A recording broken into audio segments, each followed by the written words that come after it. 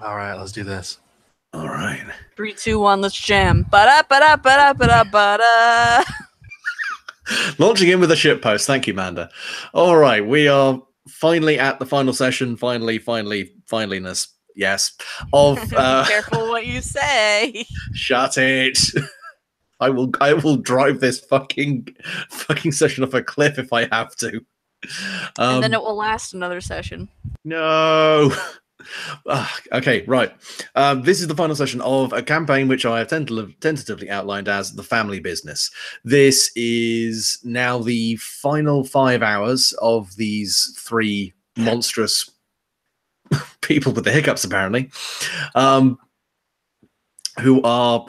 we have left in the bunker where Atreyu had stashed not only the Engesis, the document, which was of particular interest to Louisa Tross, also known as Lamia, but also the sympathetic tokens that bound each of these creatures to this realm and to Atreyu's will.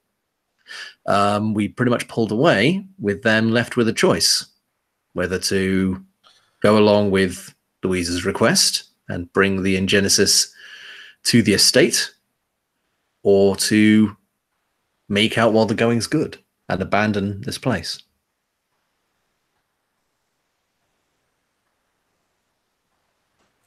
Well, it was very nice meeting you both. I hope I never see you again.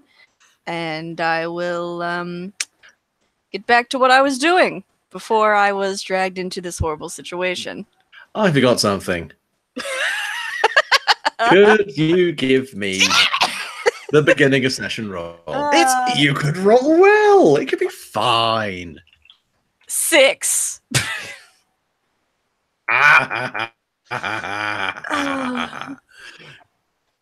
Well then. Oh boy. Ain't that a pain?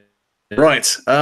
So yes, it has been a very difficult evening, and despite the offering you made previously, the ambient energies in the underground are very irritating, exacerbating the link you have with Azalvo. They are amplifying the needs and the emotions that are fluttering across this sleeping god's surface mind. And it comes to your attention that Azalvo is not simply stirring as they normally do when there's an absence of blood. They are stirring because something is waking them. Something is causing them, pushing them, rousing them.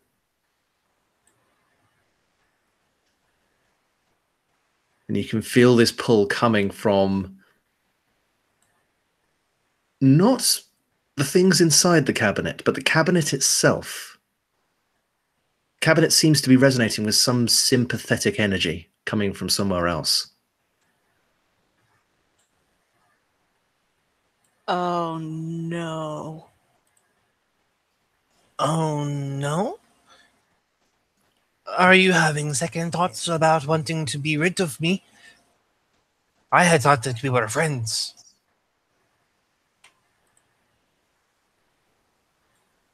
Or is just standing there, and you can't see their face because of the mask, but you definitely are getting this feeling of genuine, intense, I don't want to say fear, but something close to it. I'm incapable of feeling fear, but oh shit! The Oathkeeper recognized this. A great many people express this when they see him. Foreboding, would that be? Yeah, that's a good one. It bodes like a motherfucker. Yeah. Could you give or trying to remember names. Could you pierce the veil for me? Sure. Yes, Yeah. I can. Mm-hmm.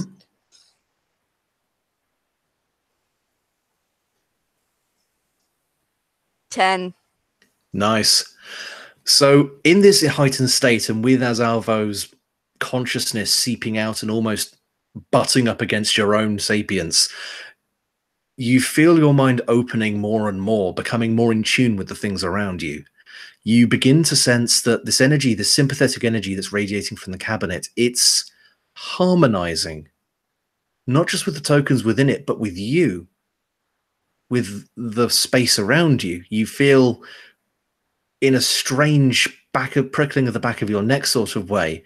You can feel where Dogface is. You can feel people moving, maybe not people, but creatures moving in the night out in the city.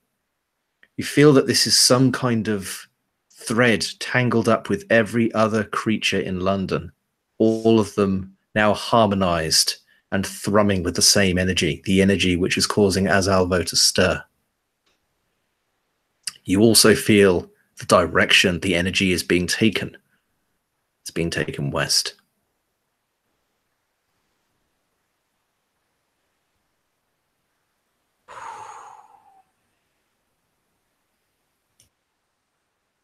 Something very bad is happening. I suspect I'm going to require more context. This isn't... This doesn't involve just this family fighting anymore. It doesn't even really just involve the hunters that they've got for them, or the gang members. It's everyone and everything.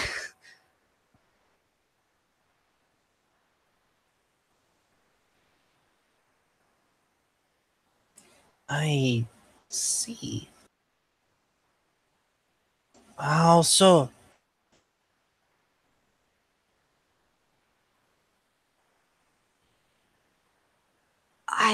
It's difficult to explain.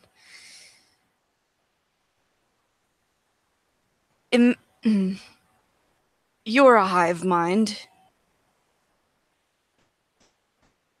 In a way? You can feel all of your little things. When they are within me. Imagine feeling them all the time.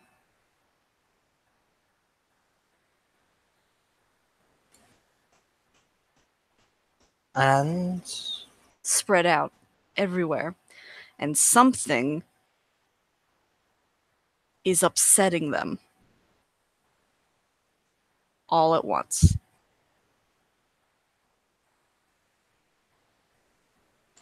And this is what you are feeling now? More or less.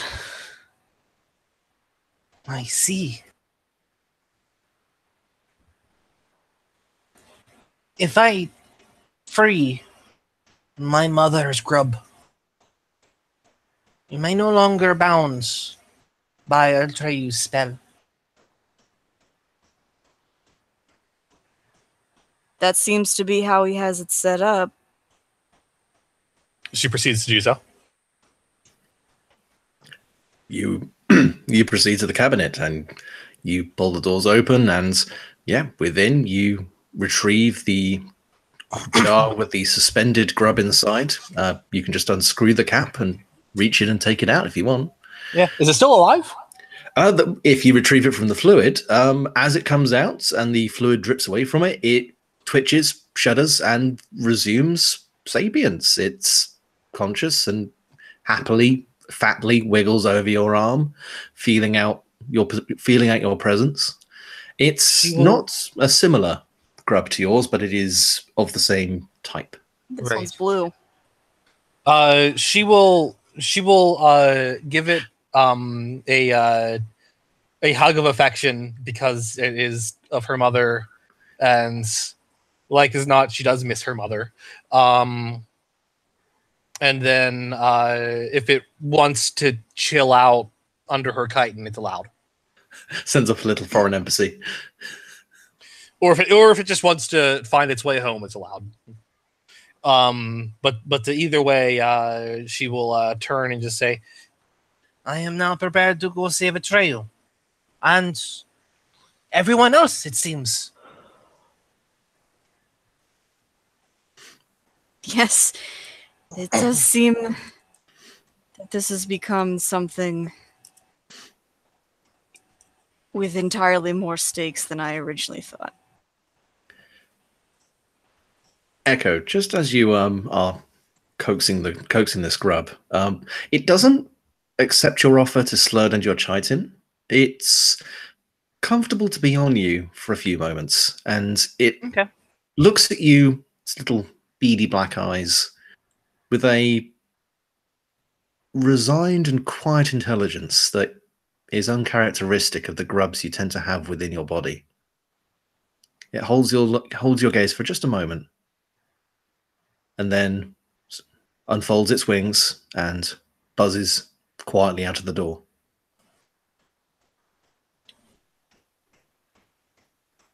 Huh. She will chitter at it. Like this kind of inhuman like chittering noise somewhere in like the back, like the upper bit of her chest and lower part of her throat. It sounds more like it comes from beneath the chitin than from a vocal cord. Because she wants to communicate with it and see what's up. So you're just kind of making an inquisitive Yeah, rattle. yeah. That's fair enough. Basically asking it like what, more or less asking it what's wrong, but in the sort of language that they use, which is very simple and mostly just intentions rather than statements or verbosity. You issue the rattle, and the grub slows in its flight out of the doorway, rounds out a little bit and hovers, and lets out a slightly more shrill rattle, which contains the slightly less complex emotions due to it not being quite as fully formed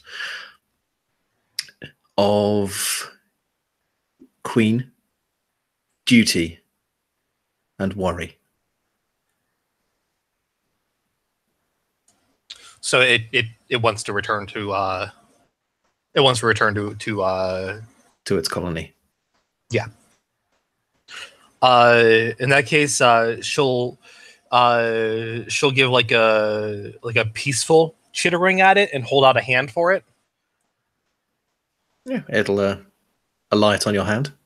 And she'll bring it in like a little closer so that she can kiss it on the head, and just say,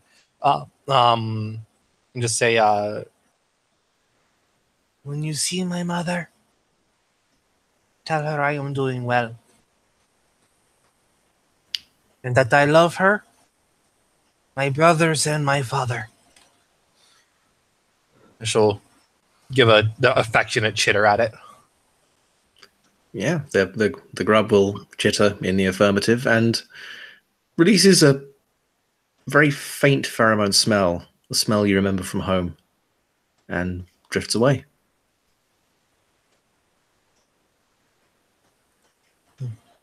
Now I am prepared. She gives an affirming nod to everybody.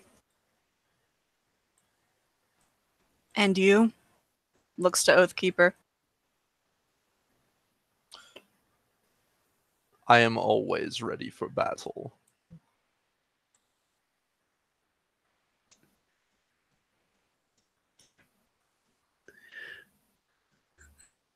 Fucking edgelord. Oh dear. Yeah. So I mean, the Angenesis is lying there on the table. It's not secured in any way. The room is still pretty much intact. There's a lot of other detritus, some magical, some mundane. If you have any further ideas other than just go to the Trosh estate, there are no longer any knives in this whole place. Oh no, I mean, yeah. In terms of weaponry, you are more you find a very good collection of knives. One of them is still covered in gerbil blood. There are maybe I'll actually just leave that one. Are you sure? You might want to summon a gerbil. That's good. You might want to soul bound a gerbil to you. But yeah, if you are all of one mind, you can go. If you want to try and tie up any further loose ends in the underground, Dogface is still kind of out of the loop, pottering around, just trying to find where everyone else has gone.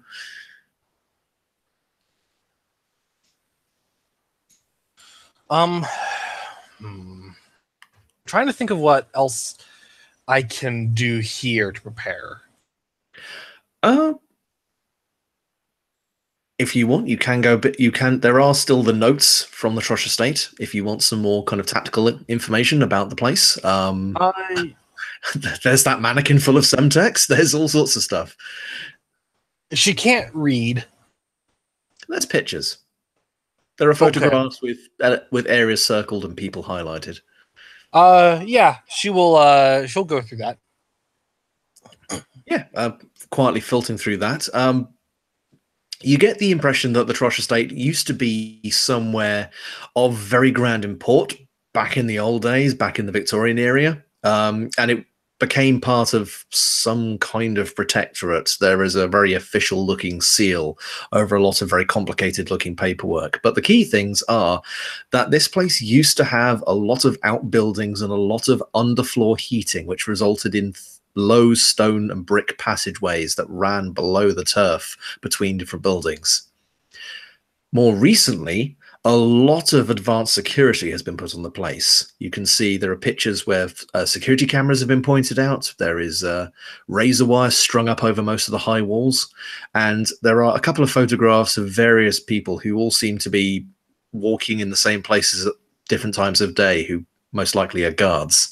Mm-hmm. You also see a few pictures of people like Dusty, like the... I have forgotten the guy who you murdered the absolute shit of in the nightclub, but that guy. Vanya. There we go. Vanya, sorry. Yeah. You spot picture of Vanya. Hey, we weren't actually the ones that murdered him. All right, no, Jack. Just reminding you. Okay. We would have, but we weren't. We wanted to. I'm sorry I murder blocked you. But yes, yeah. So you've got that, and then you have two more. You have a picture of Spring Hill Jack. It's not a particularly good picture. He seems to be blurred, even though the rest of the picture is in focus, as if something is intentionally distorting his image. And then there's a fourth picture of a very heavily set man with thick black beard, piggy little eyes, and a very kind of straight back ponytail. With the word Rudy penned in on the bottom right-hand corner. You recall that this was the man who oversaw the Fight Club. He's the only one you haven't met. Yeah, I'm sure. Like, she is able to like confirm these things with the others. But she's like looking at pictures and then goes, "What does this say?" And then, well, what this one? What does this one say? I mean, this is something where, as long as you guys don't obviously bullshit each other, you can find out this information quite readily. This was compiled by a guy who has no background intelligence, so it's easy to understand by someone who doesn't know intelligence, if that makes sense. Yes. Yeah, and you do see there is one way in that he has pointed out, which does seem to be possibly the best way to get in quietly, which is a drainage gate which is basically an outlet gate running into a nearby river, which you could, in theory, get inside of and then go all the way through the undercrofts into the building proper. Or there's the front door. Now, Oathkeeper, you have an invitation. Oathkeeper, yes, we do. Takes the contract and announces, Are you actually touching it? Yes, unless he gets some distinct impression that's a very bad idea. You definitely feel there is a lot of energy coursing through this. Not necessarily bad, though. But if you do pick it up, you will need to pierce the veil for me. Sure. I am probably terrible at that. That'd be plus eerie. I am... Well, I have a 0, which is, on average, one of my better stats. That will be an 8. No, that's fair enough.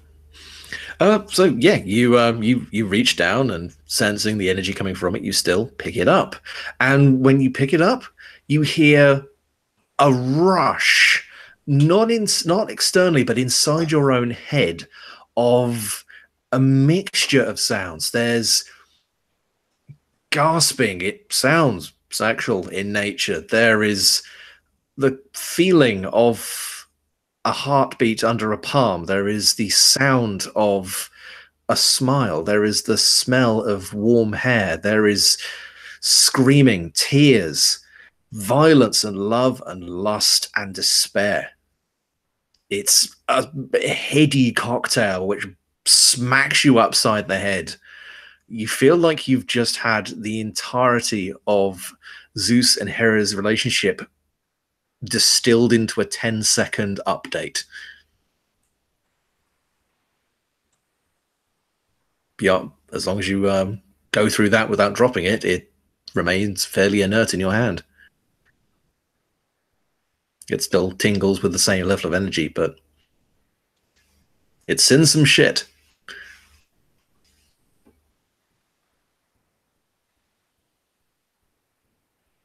Yeah. Keeper just absolutely not react to that. Here's the thing. It's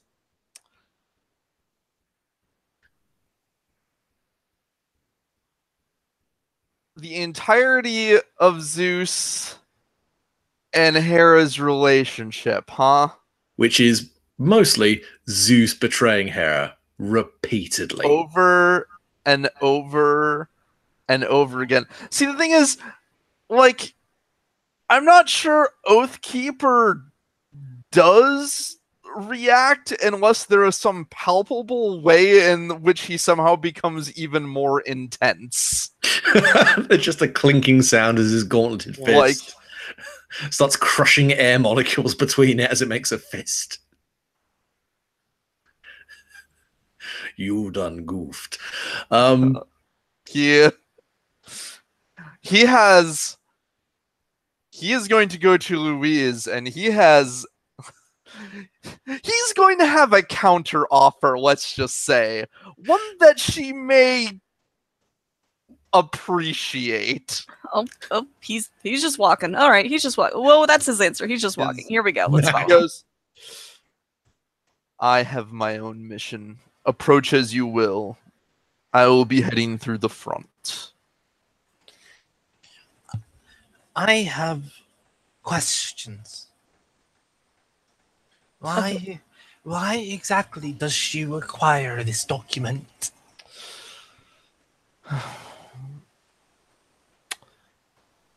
We do not know. I see. Perhaps it is some manner of vindication for her. This document is proof of the contract between her parents. And it is proof of the betrayal that spawned her curse. Out of character, it was remarked by Atreyu previously that this would be the sympathetic token required to pull Zeus and Hera into the mortal plane, in the same way that there are the sympathetic tokens which have brought you here. Oh, okay. It's just when you got to get a god, you got to go right, almost directly to the soul. In the case of if Atreyu is correct, he, or a sufficiently powerful sorcerer, could use this document to summon Zeus and Hera to this plane.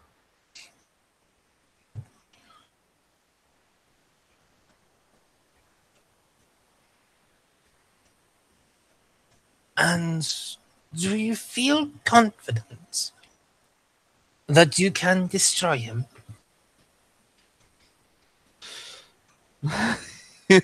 He thinks about this. It is not a matter of whether I can or I cannot.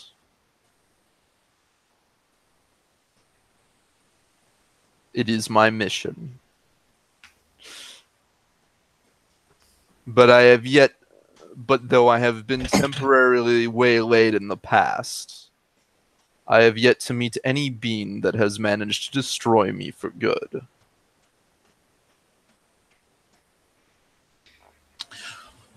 And she will pause, I think, and then just say,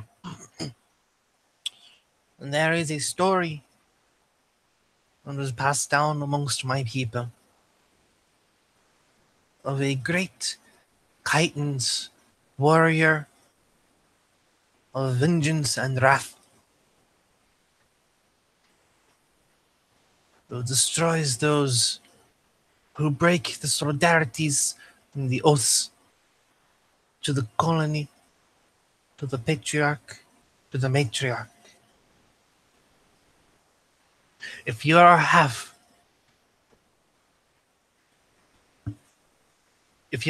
as strong as that Chitin's warrior, then I have every faith in you.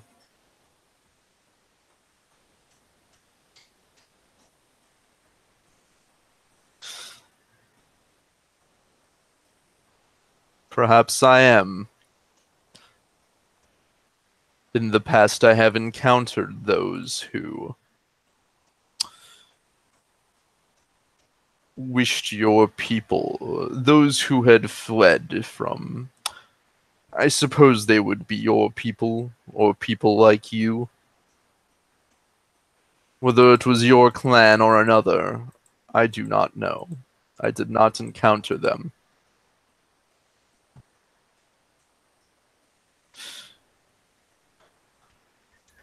Merely men on a ship,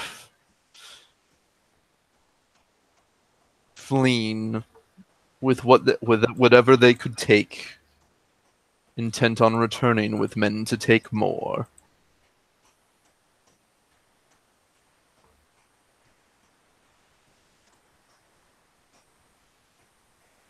I had hoped that my suspicions were not unfounded.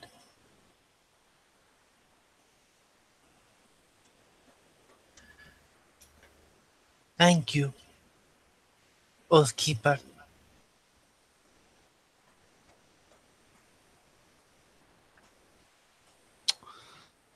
I suppose since this is the last session, I should... Did I do that one already? No. No. I should ask if I should probably roll for one of my questions. Sure. The only thing that will fill this void inside me is being acknowledged. That's absolutely fair, actually. This is the perfect moment to actually see that someone has actually not only acknowledged your actions, but has appreciated and almost venerated you for them. So, let us... let me pull open the...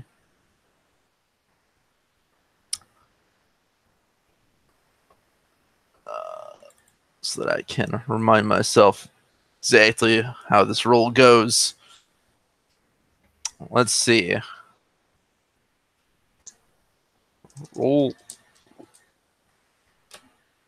Oh, okay. That was 2 6s. Oof, nice.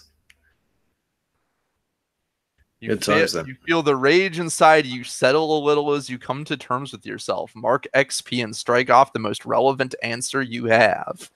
Brilliant. So yeah, mark that XP, and yeah, you have resolved that question completely.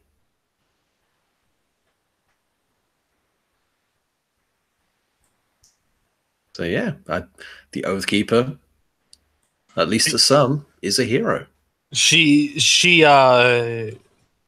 Echo smiles, by the way, with like the same sort of energy that you would expect of like a kid meeting their hero.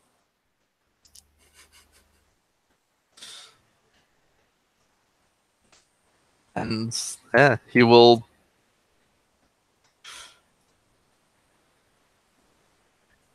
give her a nod. Echo, Senpai has noticed you. His... or you get another buzz from your pocket. All right. Is it a phone call or a text? It's 2 text messages, actually. Okay. The first one is from the same number of Atreya's phone. Mm-hmm. Now, most likely Trixie's phone. 4 hours. The other one is from an unlisted number. And it's badly spelled, like someone tried to do swipe typing without having fingers. What? Um, Im ot sad. Urai oop. Meter running.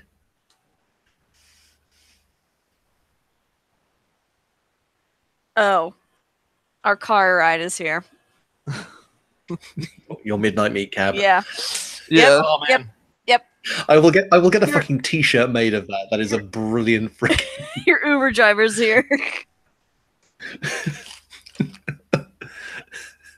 your Gruber. Yes. Yeah, if you guys aren't going I love our meat Uber. our fleshy cab for 2. Yes. Oh dear. Right. Yes. And if you guys are not doing anything else, you can head up and jump in the me cab. Yeah. That's exactly what Echo is going to do. I think it goes without saying that she absolutely intends to take every route in. I was hoping you'd say that. So she's going to do a little bit of everything. Yeah. She's gonna get in from every direction. But she herself will go through the front door with the Oathkeeper. Oh, are you sure? Because I will say, yeah,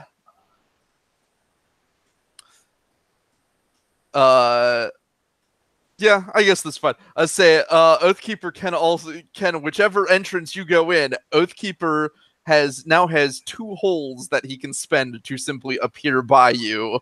That's fair. Okay, never mind. Yeah. If you want to, if you like the idea of her marching in through the front and maybe helping with the diplomacy, that is also fine. Just don't discount the ability for Oathkeeper to telefrag his way around the building.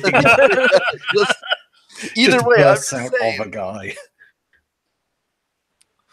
That's fair. It's Maybe then she will. Because is Or going to be being sneaky and try and rescue people? I was thinking about it, but then you said diplomacy, and I'm actually okay with that. You know, when I'm not fooling around. I mean, Even then, when I am fooling around.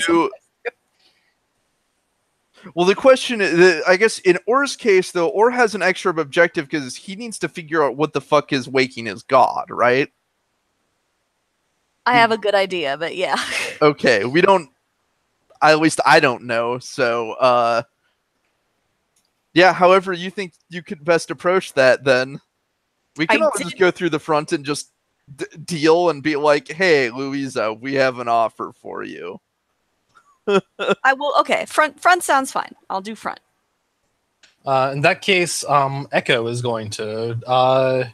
She's going to go through the front as well with everybody, but also there's going to be bugs everywhere. Fair enough. Nice. Right, so yeah, you guys can hop in the meat cab, and yeah, you blast off into the night with the timer counting down and a lot on the line. It takes a couple of hours, or you do feel your phone ping. 3 hours. Can I 2 text her back hours. like I'm on my way? Holy shit. Yeah, you don't get anything until the 2-hour one, and then you get don't care, 2 hours. As traffic is sparse, but the distance you've got to travel is fairly lengthy, and it doesn't help that the winding back roads are somewhat labyrinthine. Can you speed? Are you bound by magic to follow the rules of the road strictly? Can you, like, pick it up? They say to the car, tapping on the top of the fucking... The cab just kind of screeches to a halt indignantly, rocks forward on its suspension a moment. There's a kind of flickering in the kind of lights from the dashboard, and then a squeal as its tires just burn out on the tarmac in this shadowy back road before it gains traction, and it fucking pops a wheelie up the road. You get a feeling it's doing this. It's doing this because you've annoyed it. Is it? Is it going fast? It's drifting round corners at 70 on a country road in the middle of the night. Echo is having the time of her life. Oathkeeper is just not reacting. Yeah, Oathkeeper is entirely unfazed by as you keep getting shunted against his armor. Me being the smallest and not believing in meat seatbelts. Does he have like a the sunroof or something? I mean, the windows are open. The night air is just streaming in. She's like all but ghost riding the whip here. Just having such a time. Yeah, the radio is blasting out Tom Waits as it just screams like a car literally out of hell around these corners and over. And as we kind of pull the camera back for a longer establishing shot, we see in the distance the lights of the estate. It doesn't take you much longer from you irritating the car before you actually hit a gravel road off from the main drag and start kind of slowing down purely so you won't spin out and slam into a tree.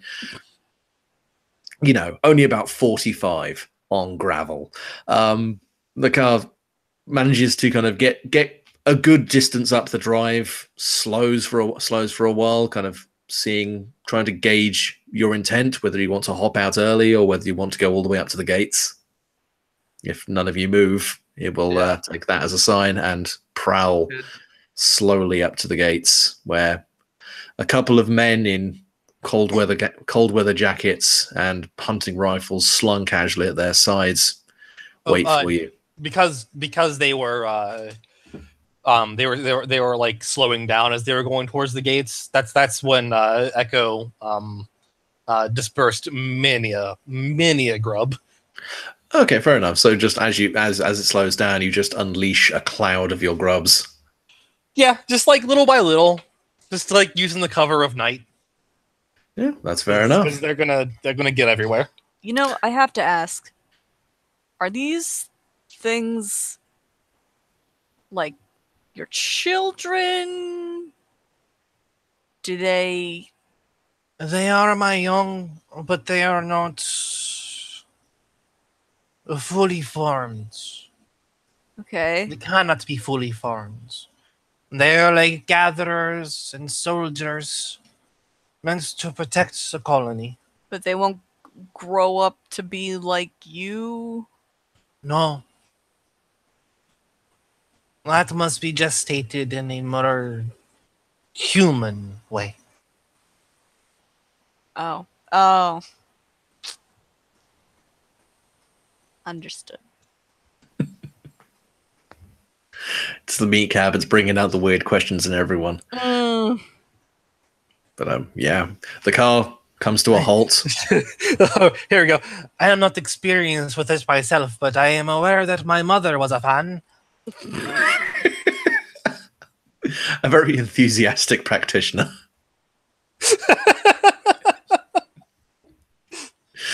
Oh Lord.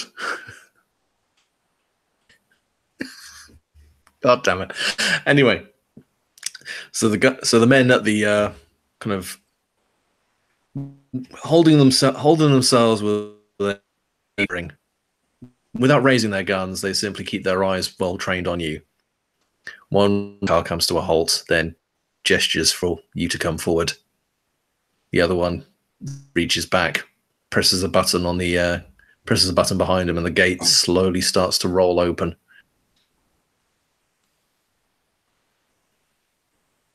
Man who has waved you forward keeps his eyes trained, one hand now resting gently on the grip of the rifle. All right. Easy now. How very courteous of you to open it for us. She's waiting for you inside. I do not give you nearly enough credit.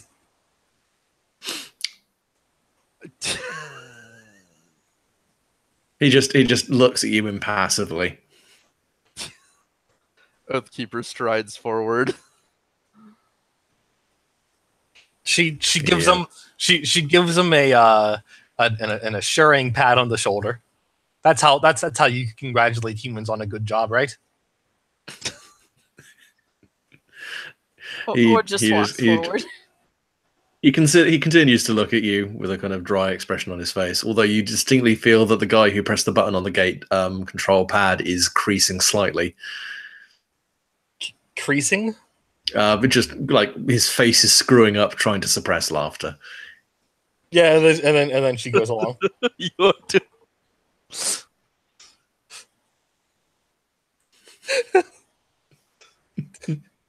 Yeah, as if all three.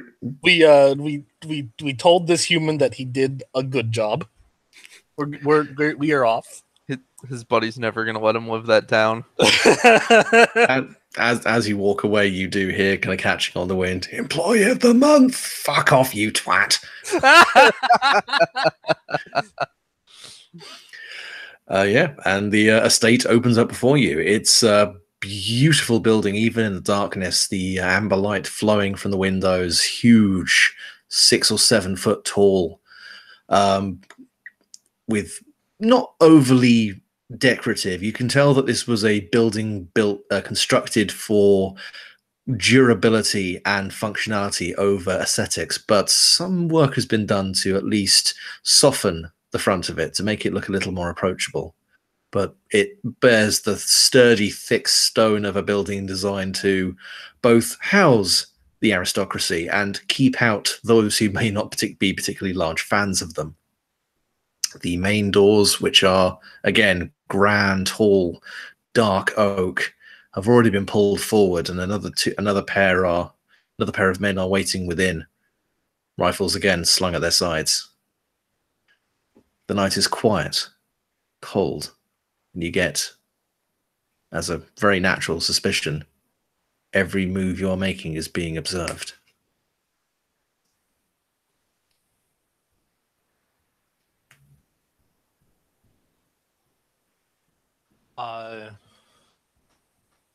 Echo, she is walking on like that don't mean a fuck. I'm pretty much following Oathkeeper's lead here. Yeah. Yeah. Benefits of being completely hidden behind a mask and robe is that, you can look around and think whatever you want and no one can really tell the difference with your body language. So I am observing, but Oathkeeper seems personally invested. You know what? Me too. Don't get me wrong. But I'm not, pulling out my cards yet. Oathkeeper has his possibly the greatest mission he's received since his Genesis, basically. So I thought you were going to say genocide there for a second. No, he hasn't had. He has.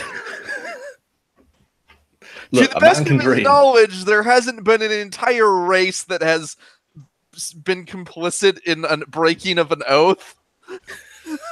So, all right, fine. Like, not to say he wouldn't, but it would take some doing for that to come up.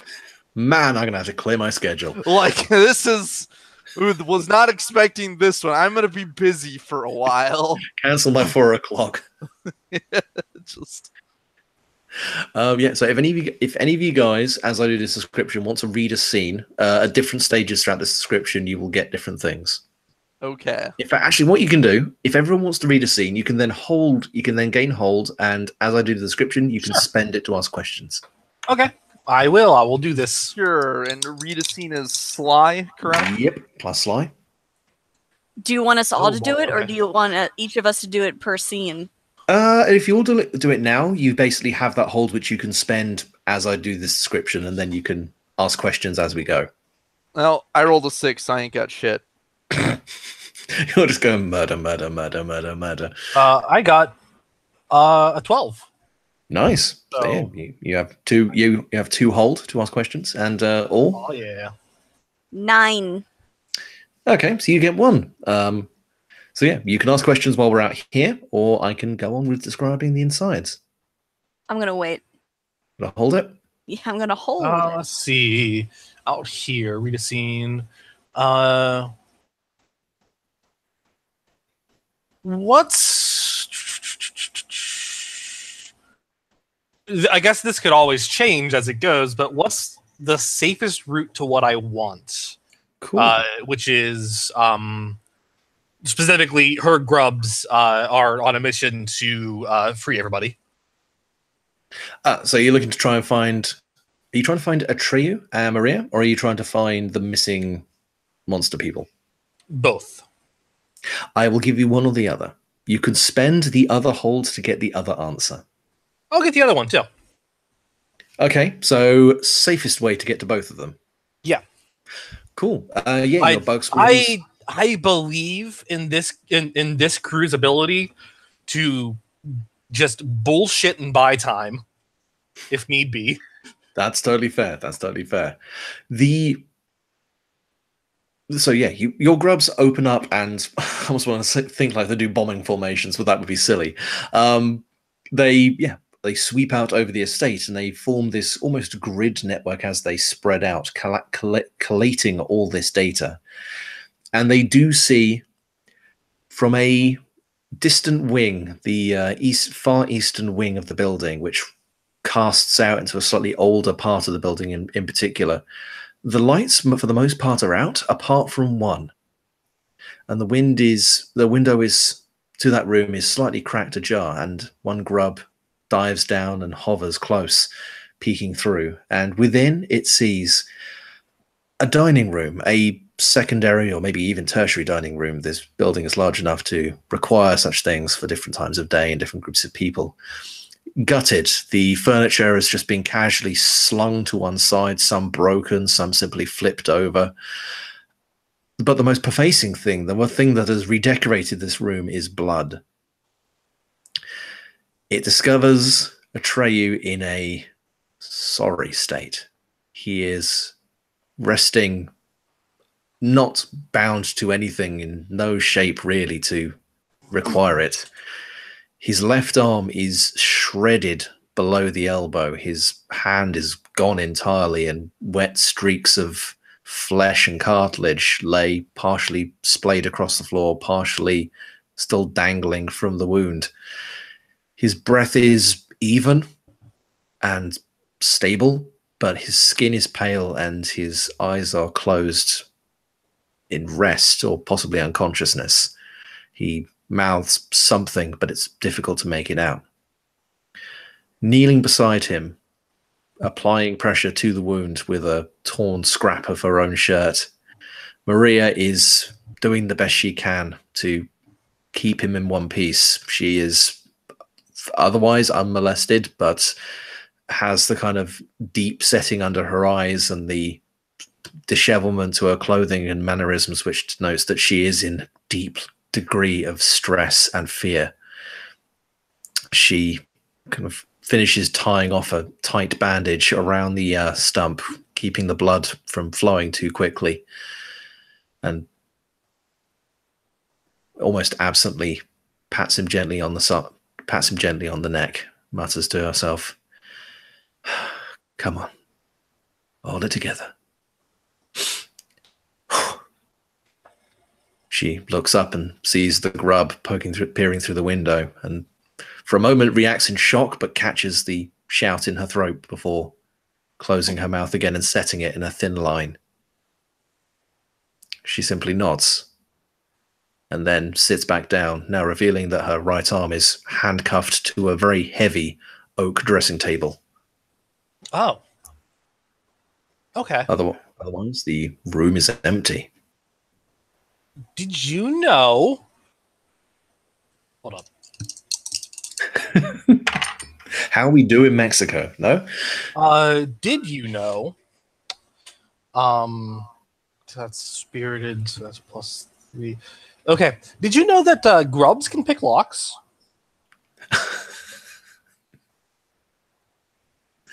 I I thought didn't. you were gonna say chew through wood, which seemed like the more like That would realistic be the more insecty realistic thing. one.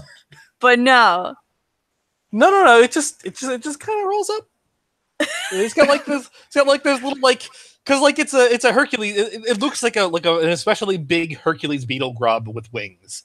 And so like that means that it has like there's kind of almost like those weird almost knife like limbs. And it just like kind of goes up and it just like pokes. It just pokes one into the set of handcuffs. Just wiggle, It wiggles it around.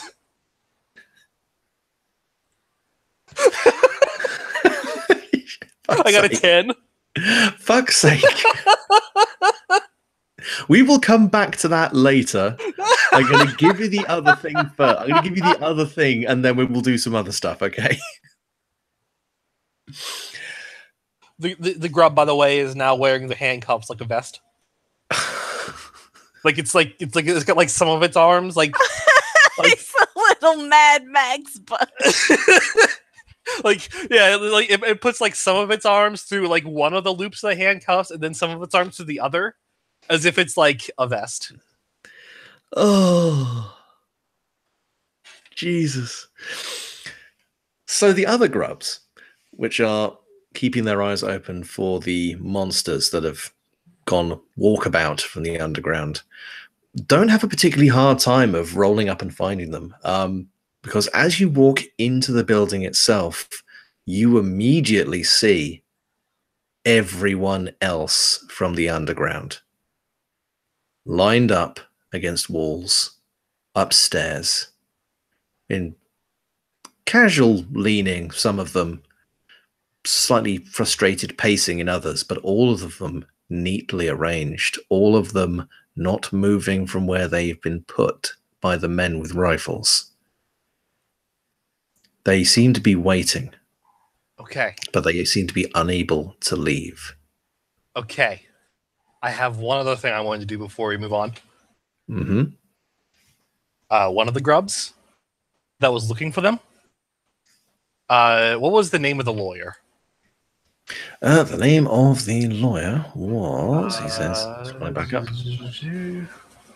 I was dumb and did not copy it down. It was Gustav. Gustav. Okay. So one of the grubs goes up to Gustav, and it puts 3 SIGINT rings in his pocket. Or no, it puts it right in the palm of his hand. Yeah, there's a faint tinkling as they roll almost down his sleeve, and he deftly catches them in his palm. He looks at the twinkling, although slightly blood-stained, rings in his palm, and a thin, white, toothy smile passes across his lips as he looks to the grub on his shoulder, then looks up at the 3 of you entering the building. I have secured our backup. I'm fucking loving this. Thank you, guys.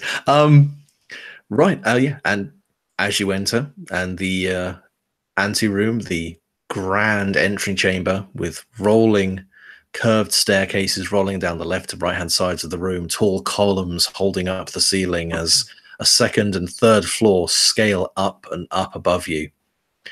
A door at the far end of the anteroom opens, and a single woman, an older woman, steps out, carrying herself with the composure of a woman in perfect control. A warm smile on her face, her eyes twinkling. She opens her arms wide. Ah, at last. So good to see all of you. You must be exhausted. I understand. It's been a very difficult few days for you. She cocks her head slightly and looks at Echo. You in particular, I feel, have had a very interesting couple of days. Yes. I have One- word that... One of your humans was running his colony poorly. I have taken it. She shrugs. It was bound to happen eventually, I suppose. Dusty never really commanded much more respect than the next shipment of cash he could possibly put someone's way. In all reality, you probably did me a favor. Who am I to begrudge that? Now, I assume you have what we asked for? I do indeed. She smiles and holds her hands together, calls up into the air. Trixie, would you be so good? And from above, a small, almost iridescent figure floats down. A humanoid, although with more in common with some kind of translucent insect, or almost the skin almost reminds you of like a cuttlefish or a jellyfish. A small fairy floats down and hovers in front of Oathkeeper. And at that distance, you can see that despite the iridescent and playful demeanor, her eyes are unnaturally wide.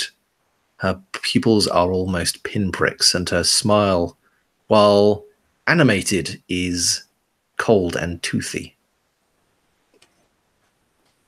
You are Trixie. Hi! You hurt my friend. Oh, well, you know, things happen.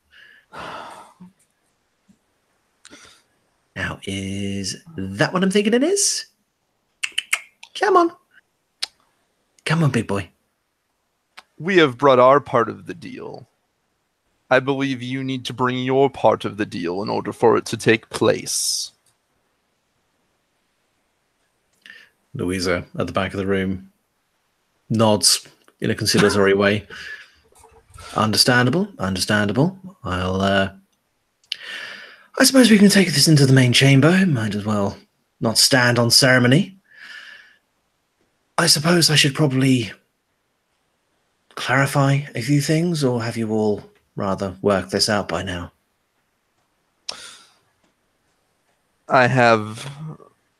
We have a understanding. Whether it is the correct understanding remains to be seen. You are a daughter of Zeus. I will just say out of character. Lamia was a conquest of Zeus. She was a woman he seduced. Oh, okay. Sorry, I thought she was one of the offspring of Zeus. Sorry. No. You are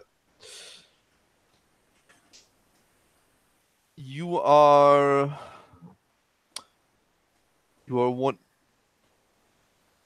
You were taken by Zeus, and in turn cursed by his wife, whom he betrayed. Am I correct? You would be correct. Charming couple. I hope you'll meet them soon. I hope so too. Is part of our bargain now that you will be healing my friends? Oh, the human.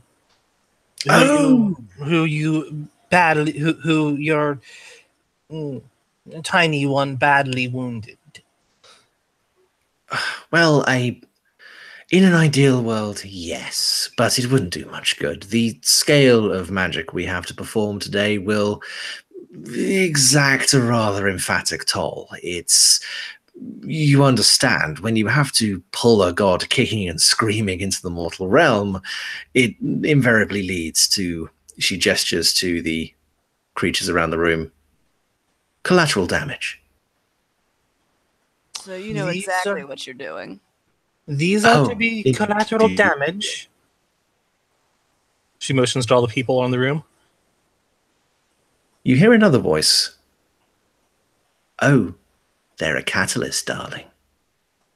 You hear Nan step out from the crowd, a smile on her face, holding a large bag. You sold them. You Oh, I'll sell anything, dearie. you betrayed them. Oathkeeper's head turns. Oh, I never made such promises as to invoke loyalty, dear. I simply find things, and when people want to buy them, I sell them. Louisa Trush, our bargain has changed. Nan dies, as does Trixie. Then we proceed. But you must kill them first.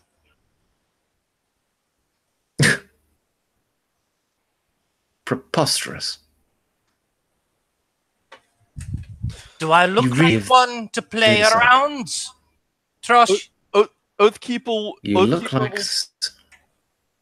Oathkeeper will turn to Louisa. If I may add to the bargain, allow me to make myself clear. Our intentions align here. I assume you wish to seek some form of vengeance against Zeus? I'm drowning in his own blood, one way or another. Then I will help. This is... If you wish to help me, do not get in my way. Then understand that the way I work, there must be certain things that are seen to. Your associate here, he motions to Trixie, gave us a promise that if we were to deliver this, those you have taken captive would remain unharmed. I am bound by my ways, not unlike you are bound by your curse. Should you or your associates betray that promise, I will be forced to take vengeance upon them. That would seem to be... I fear that would lead to a rather chaotic situation, and therefore one I wish to avoid.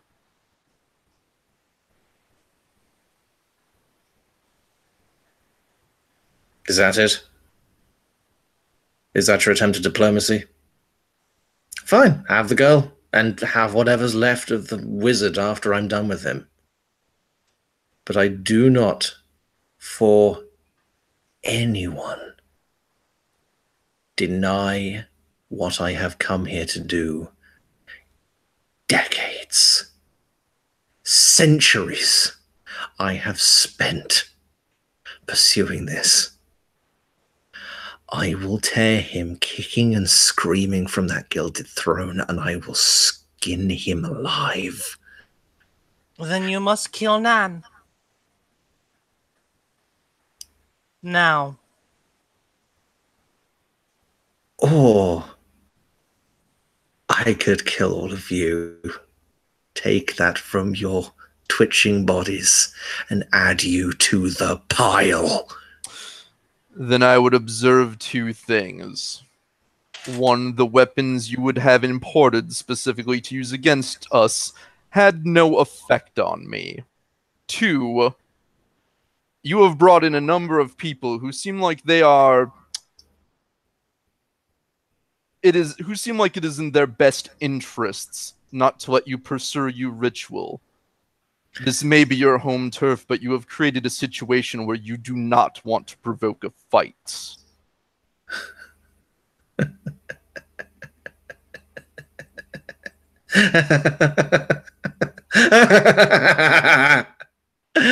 You fucking idiot.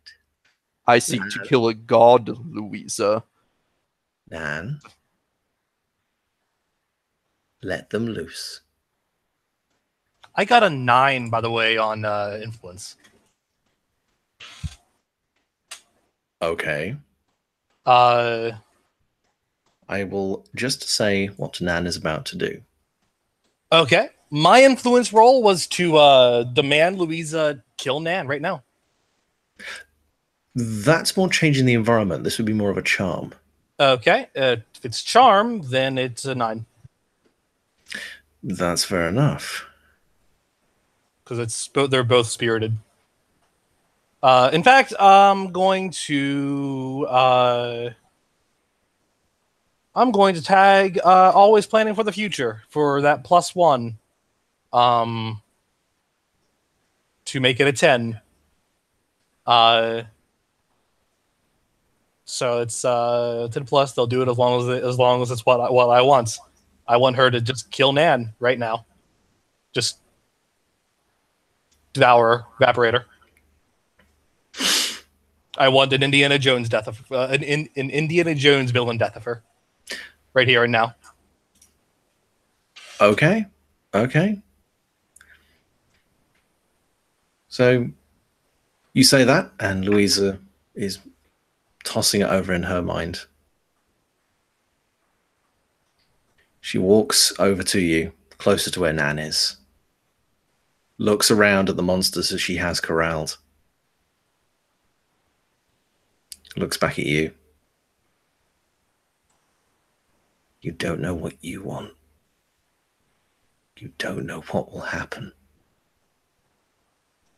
But I've come too far to pick a fight with the kind of people who can tear my business to shreds in a matter of nights. And she thrusts something into Nan's back. And I would like everyone to take 1 harm sacred damage. Yep, we're all connected. Nan jerks back, her mouth opens, and the glamour fades. This is not an old woman. This is a fae, a beautiful creature, a sylph-like, elegant creature.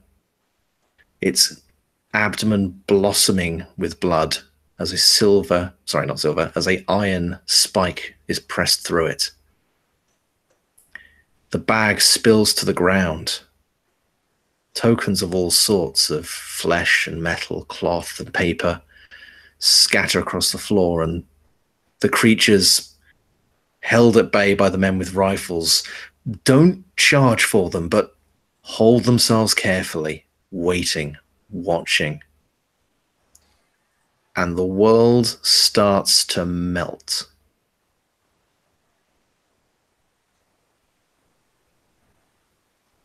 The borders between here and there, between worlds, they're everywhere. They are held in place. But things can always pass through them. Things can always see between them. Things like the Fae. And in desperation, in fear, they can reach out. In fear, they can tear holes. The border has been weakened drastically. And a car has driven through it. Yes.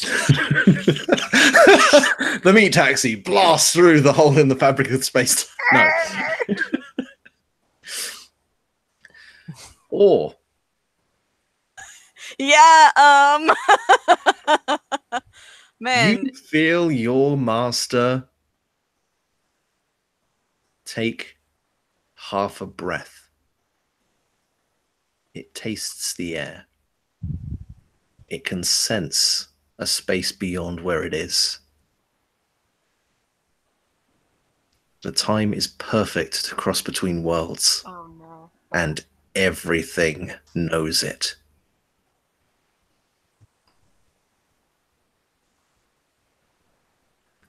Louisa looks at the crumpled Fae at her feet. Well, if you think you're going to be able to do this, come with me. And she drags the corpse towards where the doorway she came through. She barks to one of the men with the rifles. Get the wizard now! Is the Fae a better catalyst than the other monsters? Everything else here, Yeah. in terms of raw magical terms, is like a lump of coal, Yeah. which can power an engine. Yeah. Killing a Fae is like bashing two bits of subcritical uranium together. They exist across borders, so when you kill one, you punch a hole between where it was and where it is. Okay. Can Echo just wave at the people with guns to just like, yeah, let the monsters go? The guys are kind of the guys with the guns are sort of backing up more and more as like shit is just going fucking crazy. The monsters are also not reacting fantastically well to this. You see Eolia float and kind of tumbling end over end weightlessly as if suspended in water with an extremely confused expression on her face. You can see Gustav is fighting as his ears lengthen and his skin darkens and fur starts to break out of it as he takes on the countenance of a bat. The mannequins are the three mannequins you recall from the underground are stumbling around, some limbs flesh, some limbs plastic. Everything seems to be going awry, and I would like all of you to remain composed. Yeah. Your bodies are about to do some extremely interesting shit. Yeah. God dang it! This is still not a feel nothing. You're not suppressing your true nature. You're just trying not to freak the fuck out. I'm just gonna point out, I don't think I have ever rolled feel nothing. Every time I think it's feel nothing, you call for In you the may want nicest to possible look- way. In the nicest possible way, Zach. It's because you don't speak to people. Fair enough. Oathkeeper is stoic to the point of not talking to humans. Or at least has never held just- back when he feels like he needs to murder someone. Okay, then you may wish to update the description because the description definitely does not seem imply it as a social role. I may have to. Yeah, there's going to be some tweaking to those. Because when I hear suppress your true nature, I don't necessarily mean when you're attempting to talk. Take it to mean when you're attempting to talk. But Yeah. fair enough.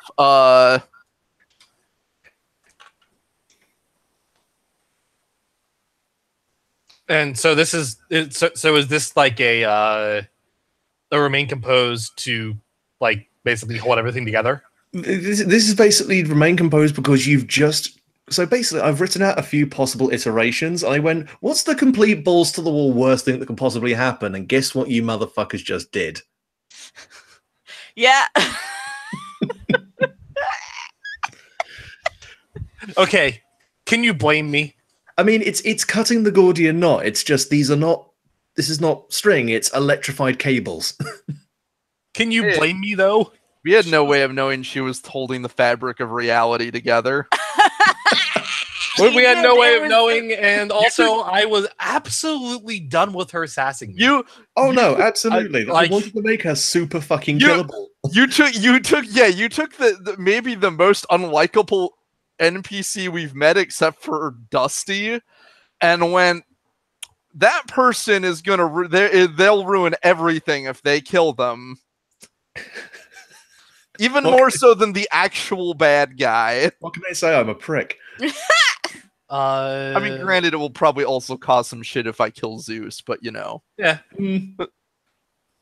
Let's see. Okay. So it is like just holding your form together. It is basically how well you react to the things that are happening to you. Okay. Can I use controlled chaos for it? This is more about maintaining control of your physical body. Your swarm will deal with it as best they can. Well, in the respect of some of them can return to her and hold things together. I would say if you want to like draw everyone back to base as a sense of security, then yeah, you can use that to Sure. boost it a little bit. The pain. Many of them come back. I guess I'll leave myself drained or exposed.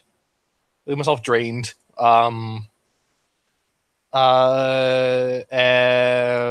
I put the swarm immediately in danger of harm or discovery. That's absolutely fair. But And what it's there's hey, spoiler, they're here. Look at the bugs. Yeah, there they are. Yeah, you saw them. Cool. Good job. No, that's totally fair. What did you roll? I got a 7. You got a 7. Cool. How That's about why I everyone was picking else? 2. That's fair enough. What? Okay, yeah. Yep. Sorry.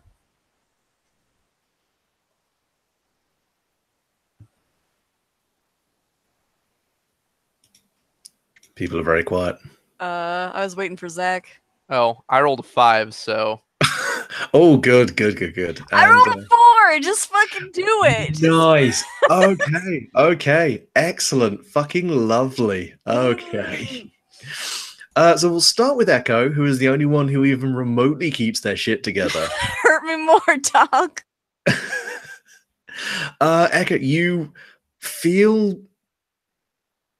So normally, when you're controlling your swarm, you are aware of the grubs inside you. You're used to the sense of being a singular being, but also being a growing presence, of being more than what you are. In your mind, you still know that's the case, but your body starts to spread and open and unfold. And you're not a being, you're a flower. And you feel your petals unfold. And in the real world, while your mind is feeling this, your body, your chitin, unfolds almost completely, and your body opens up. It's strangely beautiful in the way that as you step forward and your body cascades with flying grubs, all of which swarm around you, confused and kind of open to the elements. The fabric of reality fluctuating as it is, I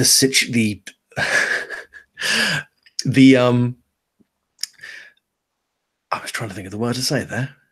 The environment that they pass through is not always safe, and some of them, as they pass through, ignite or turn into clockwork toys or get clawed out of the air by other flailing monsters, and you do suffer another harm.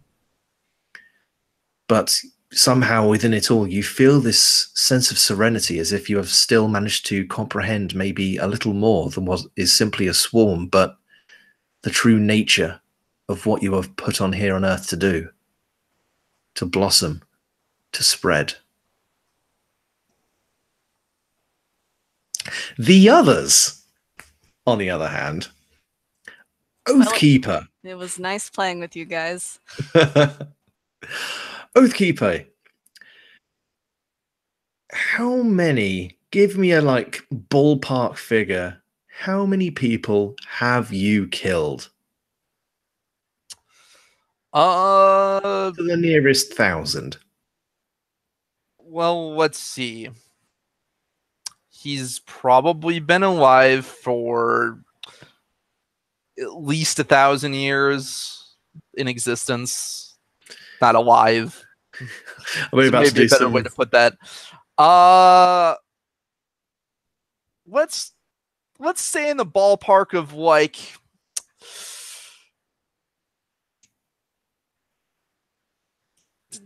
10,000-ish, 12,000-ish, give or take. That's fair enough. Let's do that as a ballpark estimate. I've sort of.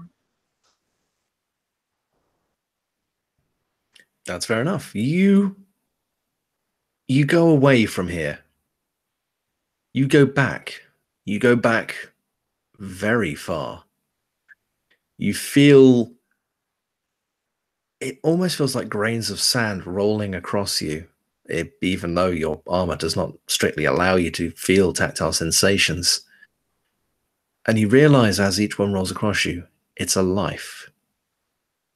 Every single one, traveling from somewhere to somewhere until they come in contact with you. And they stick. And as you focus on this more and more, you understand these lives had a purpose. They had a destination.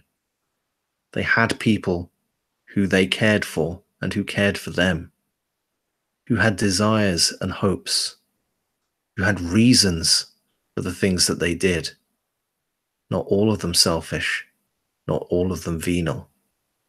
Some were simply in over their heads, wrong place at the wrong time, but held to account for something they didn't comprehend.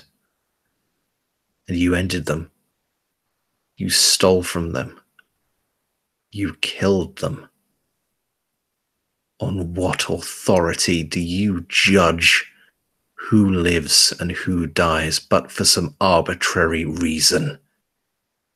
You hear the words in your head, and behind you, a hand is pressed on your shoulder. You are a disappointment, brother.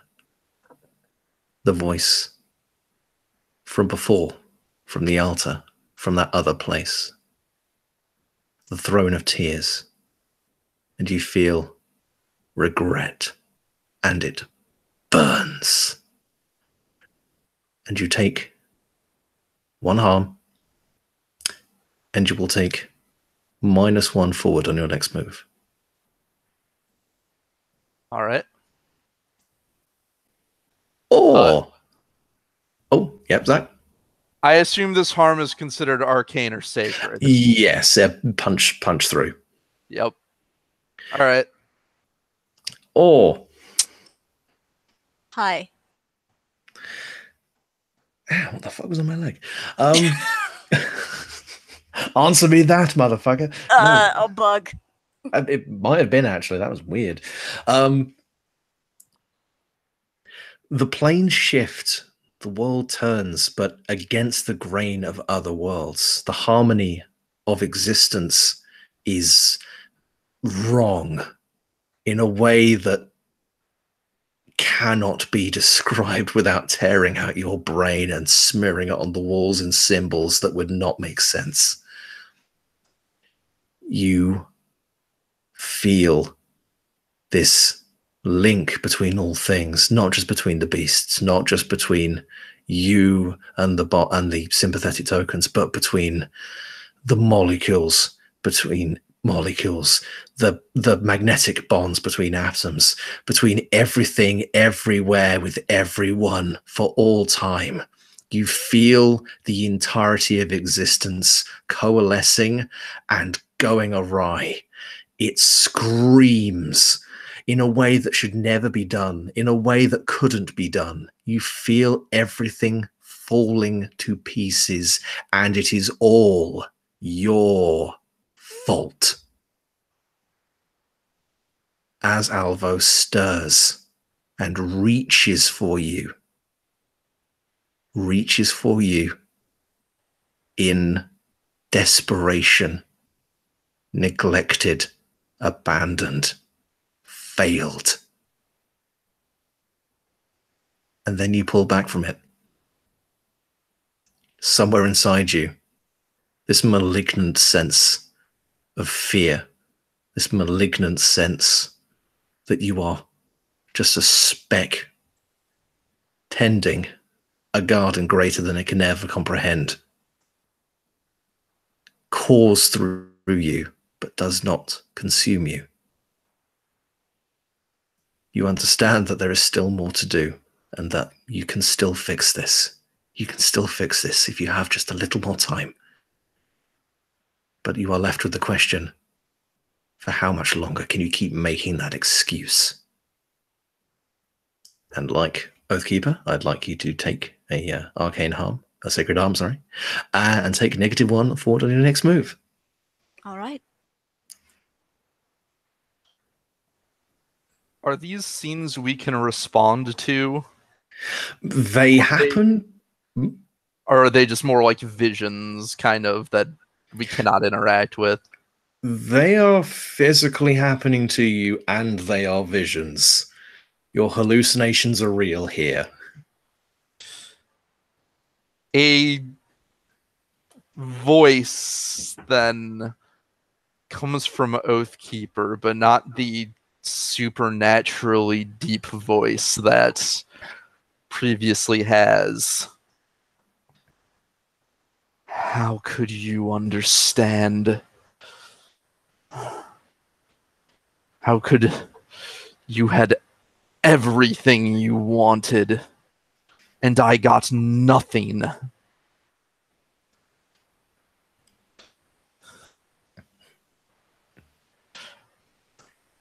And for trying to do what I believed right, I face their punishment.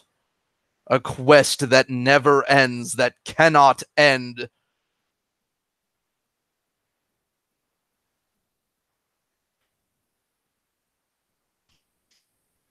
In the back of your head, the voice rises one last time. Brother, we could have given you the world, and you would have let it run through your fingers. Remember that. And then the voice is gone, and you are back in the anteroom, where the screaming and tempestuous roaring of reality being pulled in half is still pressing against you. The blood streak has now run much of the hall, and Louisa is still pulling the broken body to the doorway, bellows over the throng. If you're coming, you're coming. If you're not, fuck off. From up on the second floor, you can hear shouting as a pair of guards stagger forward, one holding Maria with a set of handcuffs sticking out of the back of his hand, and Atreyu being half carried, half dragged down the stairs by another guard. He is conscious but not happy about it. He doesn't seem to be reacting much to the madness going on around him.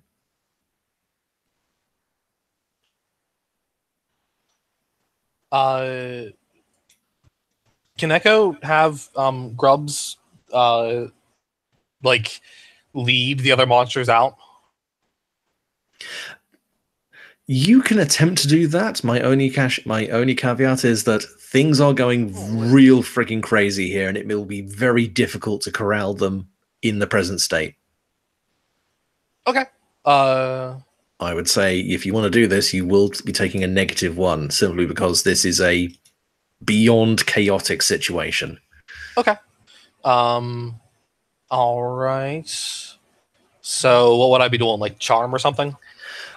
If you want to do this in a interactive way, if you want to kind of reach out to them and focus them on you, then that would be a charm. If you want to push them out, that would be more of a influence. If you wanted to simply coordinate it, simply tip things in a certain direction just to kind of shape their movement, then you could even give me a crafty.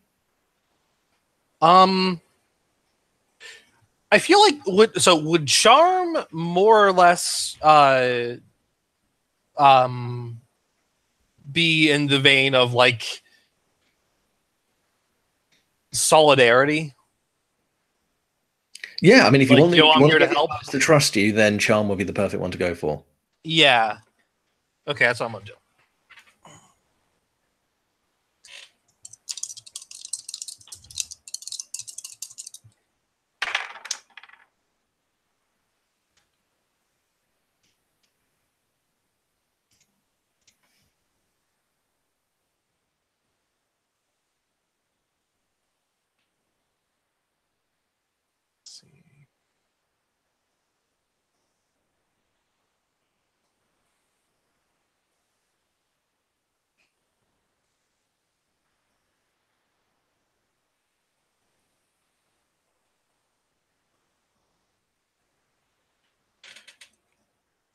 Eight with controlled chaos.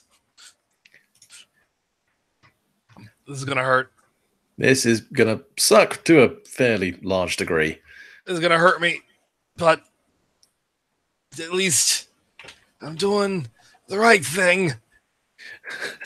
The right thing sucks. Why do I do things that... What are you doing? Controlled chaos plus charm to basically be like, yo guys, trust me. If you follow my grubs out this way, you'll be fine. To all of the monsters in the area. Fair enough. So what are you picking from Control Chaos?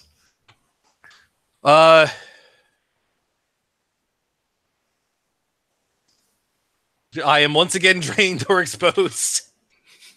The swarm is immediately in danger of armor discovery. No, that's fair enough. And Zach, you were saying? I was just gonna say, I wish if Oathkeeper were more of a leaderly type, this is where he'd be like, if anyone wishes to face a god in glorious combat, follow me.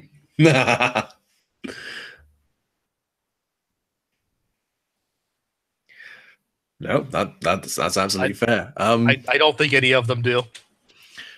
Yeah. Admittedly. So yeah, Echo, you managed to over the kind of the throng, picking out certain people who you've talked to before, Eolia, Gustav, even the mannequins somehow managed to notice you and actually react to you. One of them kind of points at you in a that's the one that keeps pointing me, that's the one that keeps pushing me over sort of way. And they start coming towards you and grabbing the people nearest, grabbing the monsters nearest to them, and almost form a crocodile, pulling each other out of this maelstrom and outside, where it's not necessarily less chaotic, but it's at least further away from the epicenter. And little by little, they start to filter out. A few of them have completely lost control. You see a man burst out into meaty bricks, which collapse and start consuming one of the guards. You see another woman unscrewing her head like a light bulb and smashing it against a wall, trying to get the voices out. There seem to be monsters manifesting their innate talents or curses in ways which they are just not psychologically equipped to process. You've never seen a monster go completely mad before, but you're seeing it now. And so, yes, I assume that Oathkeeper is definitely following Louisa. Is anyone else following Louisa? Oh, yes. I'm a fuck up a god. How is Aura? How is Aura in all this? I'm trying to decide. I have an idea, but If you got a crazy ideas are good. it's I don't know. It's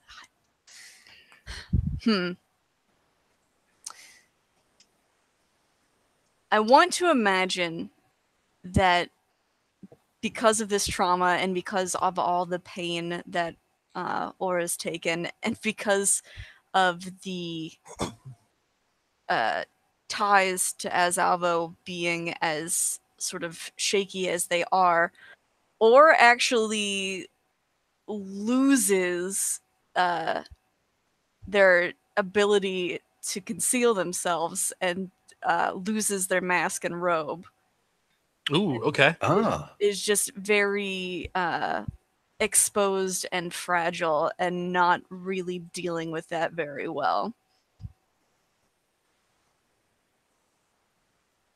No, that's fair enough. So you do you want to describe how Or is just like a living shadow, or is a person, a human, as if someone who didn't actually know what all the details on a human looks like. They got the outline right. They've got eyes and like vague features like a nose and a mouth and fingers and stuff like that. But other than that, just like a black void. Like something, basically a god tried to create a human without really understanding what makes a person, and that is Or. A shadow of a real person. That's good. That's good. And I'm assuming you are stood there, bare and vulnerable. The guards drag Maria and Atreyu down the stairs. It's a difficult process. Maria is desperately just trying to punch the absolute shit out of this guy, almost oblivious to the chaos going around her. Let me go, you fucking piece of shit! I'll have your fucking throat out of you, motherfuck shit! But whereas the other guard, lowering Atreyu, is surprised as Atreyu suddenly jerks, shifts, and rolls out of his grasp. hitting the floor awkwardly and rolling down the last couple of steps. For sorry, Can I kill those guards? Is now really the time? I guess. the They're guard not is like they're bringing them to us. They're not hurting them as far as fair we're enough. aware. yeah, the guard with the guard the guard with Maria. Yeah, the guy with Maria is basically having the snot beaten out of him because he quite emphatically is not allowed to hurt her. And the one Yeah, who was he's carrying not. Atreyu only dropped him because Atreyu was like, nope, get the fuck off. Yeah. And flailed around a bit. You don't need to worry. If they hurt them, Oathkeeper annihilates them on the spot. Fair enough.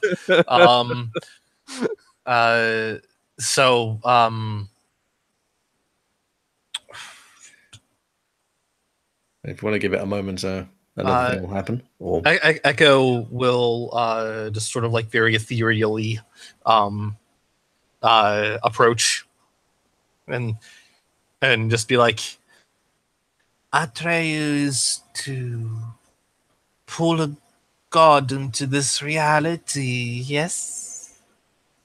the guard just looks at the fallen Atreyu halfway to reaching down for him, looks up at you, looks down at him, then just takes one massive step back with his hands up, like, I'm not getting paid enough for this. The other one, wrangling Maria, eventually looks at the situation and kind of goes, look, I really don't want to get into more trouble here, but I've really got to get her to the chamber. Please don't kill me. Please don't kill me. Let me accompany them. You may go. From the ground here. Yeah, fine. Fucking peachy. Ugh. they have promised you will come to no harm. Ugh. she'll Sorry, pick, what? she'll pick Atreyu up. He kind of reaches out with the wrong arm for a second, goes, hi. Oh, okay. I Hi. really need a biscuit and some orange juice. When this is done, we will see to your injuries. Oh, where is... He looks over Echo's shoulder and sees the figure of Orr standing in the chamber. Oh, no. Orr, are you okay? Or looks way out of it, man. You can finally see this facial expression and having like a mental breakdown. Like a depressed Picasso painting. Yeah.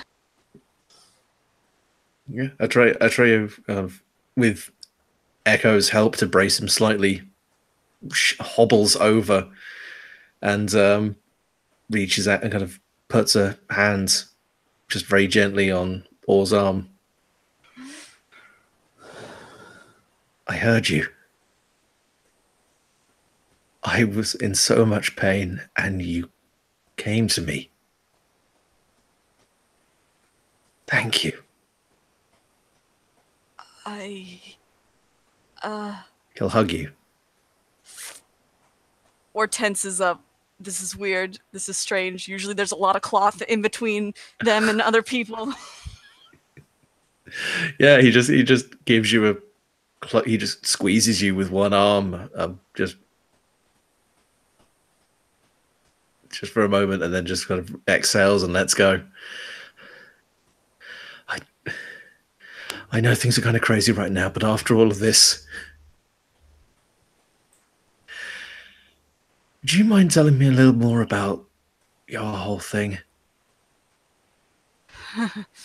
Because I'll tell you right now, that's the best I've ever felt in years. I've never felt wanted before.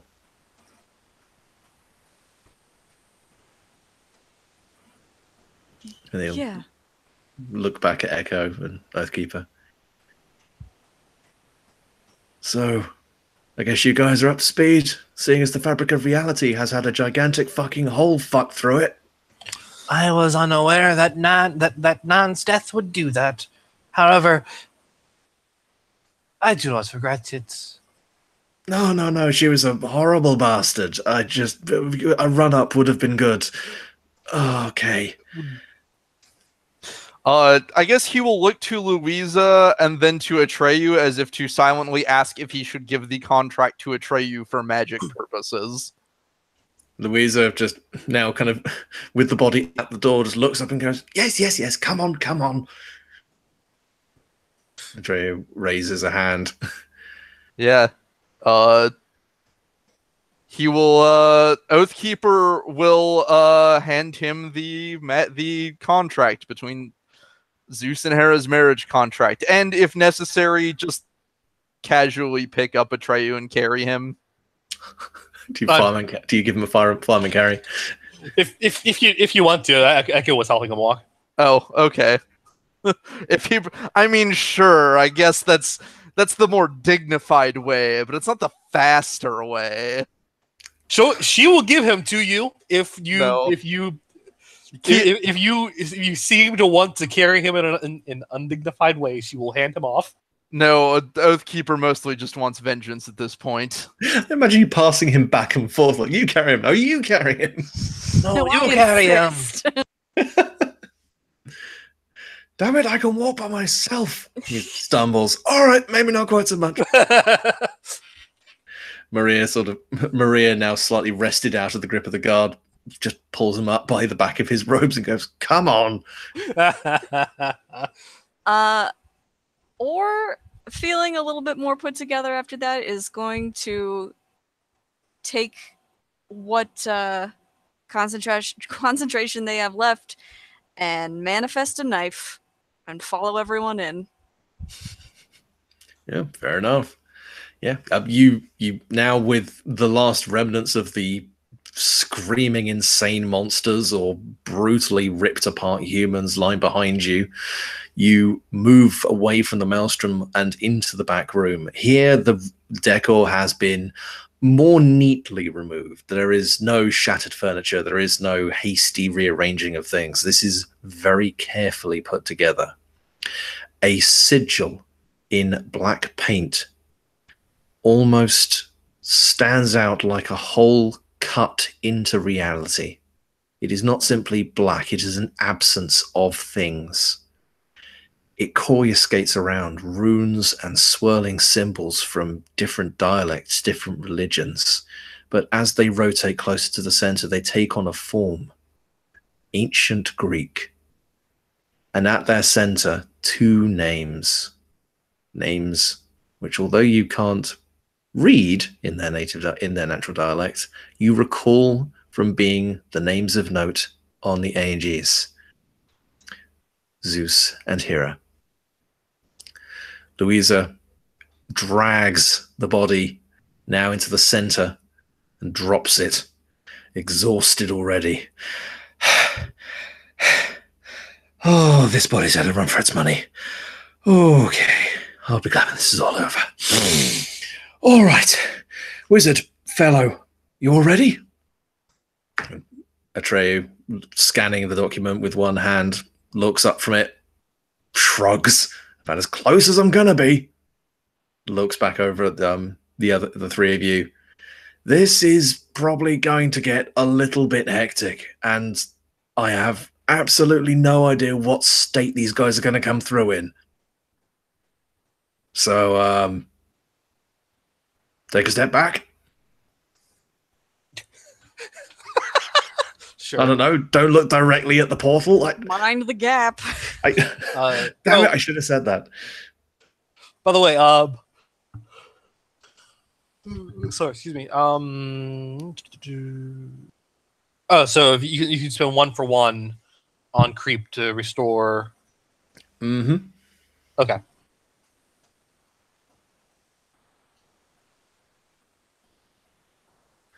Yeah. So if you want to, I'm gonna heal. Heal. I only have 1, so I'm just gonna. Yeah, that's fair enough. Yeah, and Louisa steps back, pulls another knife. This one's steel, clearly not the one she was intending to use on a Fae, and splits open the chest of the Fae, opening up its internal organs. Even bizarrely, the anatomy within it is strangely beautiful in its symmetry and light artistry almost of the flesh. but splays it open and retrieves the heart and crushes it in her hand over the sigil. Atreyu, from his position, raises one hand, then realizes to blinks a few times. Ah, shit. Or Yeah. could you lend me literally a hand? Yeah. He kind of shuffles over and shouts over the chaos. There's words and there's gestures. The gestures require 2 hands. Think you can do that bit while I do the talking? I'll give it my best shot. Good, because if not, we're all gonna die. And This he feels will. sacrilegious trying to summon another god. It's not sacrilegious if the guy's a prick. Okay. Is it sacrilegious if you will acquire that god's blood shortly thereafter? I've never fed as of a god blood. I don't know what would happen. Perhaps he will be very sleepy. Here's Maybe- hoping. Maybe it's like a big bottle of warm milk and honey. I don't know. Divine ambrosia is supposed to be real good. May I request at least something remains of Zeus? I wish to know what happens of grubs from his flesh. Look, you guys can all take a doggy bag home after we've killed the fucker, all right? God! Just tell me what to do. Look, How strong they will be. oh, please. Oh, fuck God. Look, and then he kind of points. It's like, hands here at that point, hands here at that point, and then hands here at that point. Then throw this, and he kind of hands the document to you. Throw this into the center of the ring, okay? Okay. Great. Oh, I really hope I don't black out halfway through this. Right. And could you give me... Well, in fact, you know what? I will not even call this a move. What stat would you think Or would use for performing some form of ritual? I feel like that'd be connect. Sure, if you want to go with that. Yeah? You do still have a -1 I know. for this roll, but feel free to give it a roll. Have you got any creep? No. I don't think you've spent any. No. Well, how much is your Eerie? My Eerie? That's +2. It's fine. Then you would have 2 creep. Okay. Then 2. Because if you want, you can spend this to declare a partial hit, or you can just roll. It's entirely down to you. Do you want, if you're gonna roll, do you want help? I This think is I'll be another thing. okay. You can assist. Yes, I have a way to assist you. Okay, assist me. Yeah, go ahead. I'm beaten I- mentally and physically. Well, what physicality there is of me. Can I roll spirited to assist?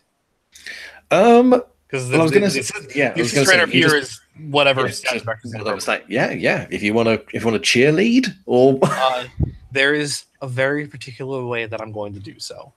Mhm. Does it involve my little friend? It involves your little friend. Good. I could think of a roll to assist, but Okay. I can't imagine if it will. I don't know if it'll fly. Spin it. Can Oathkeeper just to be so incredibly badass and angry that you are certain that you are safe if he is between you and whatever happens? Are you simply the biggest lad? Yeah, just You assist by there is being the something in biggest this boy. world that can kill a god, this is it. Yeah, that's absolutely fair. I mean, what you can do possibly is, because there are still some crazy, like, deranged monsters floating around, you could be like buying them time by knocking aside crazy monsters trying to interfere, or like if you just want to roll wrath, Yeah, just to that be works. a big imposing motherfucker, If and then there's like play if there's everything like monsters trying to come through and harass people, yeah, he just cuts them down. Like casual, you know. Reaches out without looking and cuts down monsters that get near him and try and get near others. Or, you know, just hurls will just suddenly turn and hurl a spear of darkness and spear some gargoyle-looking thing to the wall before it can swoop down on somebody. Man, they need to nerf this boss. Right, so Nate, what was your result for your resist? I got a. That would be a. I got a 14. Oh, dirty goodness. I rolled a 6 and a 5, and I have a Dirty +3. boy. Nice. And Zach, what was your roll? I got an 11 or 10 with the penalty. Oh, that's fine. Yeah. So And a 10 is still good. man. So yeah, what are you doing? The little grub, the little friends. It flies a little bit to be in front of you, and as moral support, as Echo has frequently done to all of her grubs, it basically it does the closest it can to kiss you on the forehead.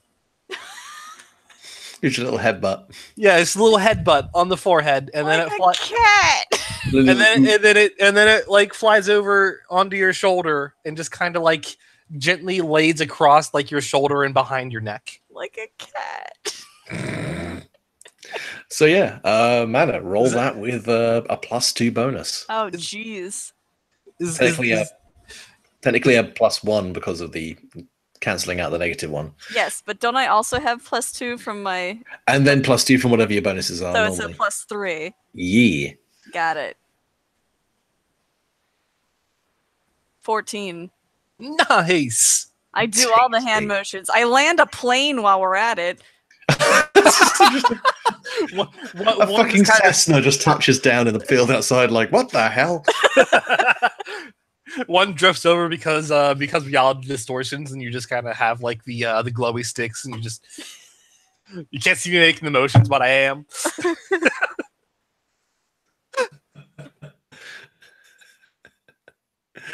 Oh god damn it. All right.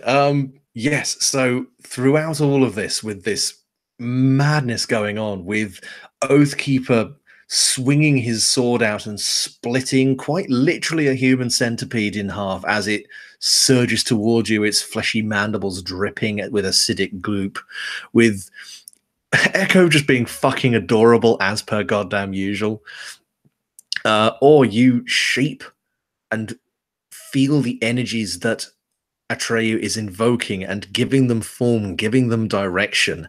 And as it comes to a crescendo, this litany of vowels and words and invocations, you raise your hands above your head and cast the document into the circle. There is an almighty crash of air collapsing, of reality snapping back into place with the force and emphasis of gravity realizing, oh no, not 1.1, 1, and cracking itself right back as it should be, except for two things. Two figures, iridescent, shining, perfect.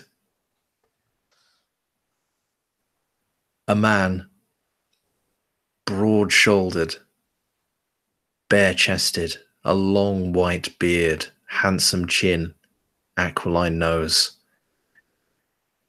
He balls his fists and looks around. The woman standing beside him has a hard set to her face, a cold look in her eyes, not directed at anyone other than him. He turns to regard Louisa, then to you, then back to her. And his face opens in a greasy smile. Where? And that is when she drives the knife into his neck. He gasps and falls backwards. He clutches at it, confused, shocked, pained, angry.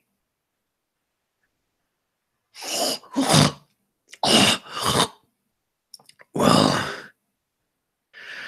that's not a particularly nice way to say hello to an old flame. casts a hand out, indicating the rest of you. And I suppose these would be... what? A new fling? I don't think much of them.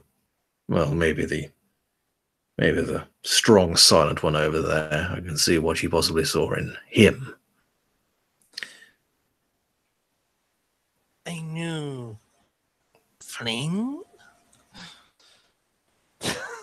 This Oh, come now. You're all the same. You must explain this fling. Oh, you know, the old song and dance. He turns and smiles at Hira. You know it too, don't you, dear? No. A man has needs, and women are there to meet those needs. You go and put on a show, and, well, it's only natural. It's only fair. You give a little, you take a little. I think I am beginning to understand what you are saying. However, where I come from, it is the woman that has needs.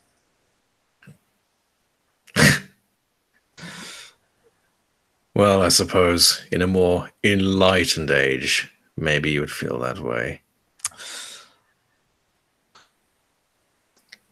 I sense that you have gone through a great deal, Lamia.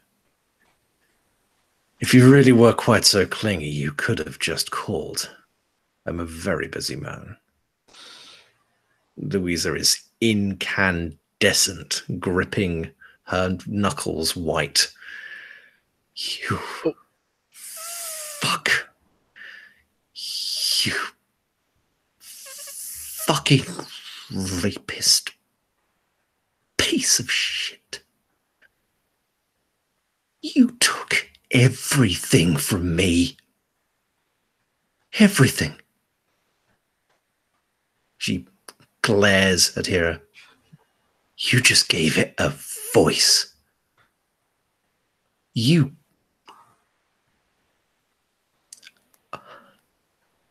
I imagine this every night. And now I can't even think about how I'll kill you.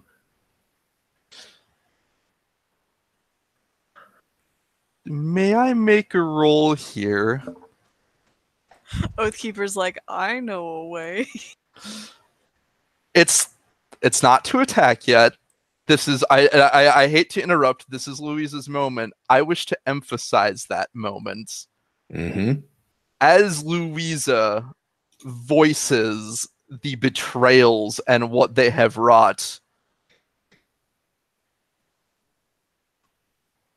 Oathkeeper, well,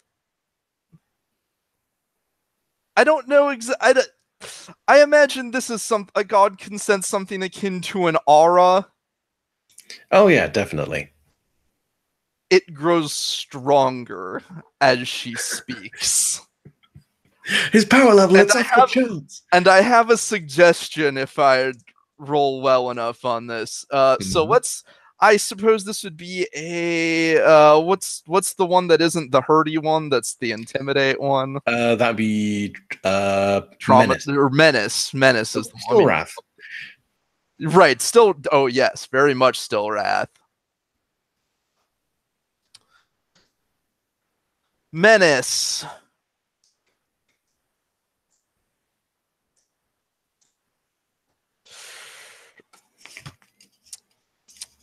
You know what?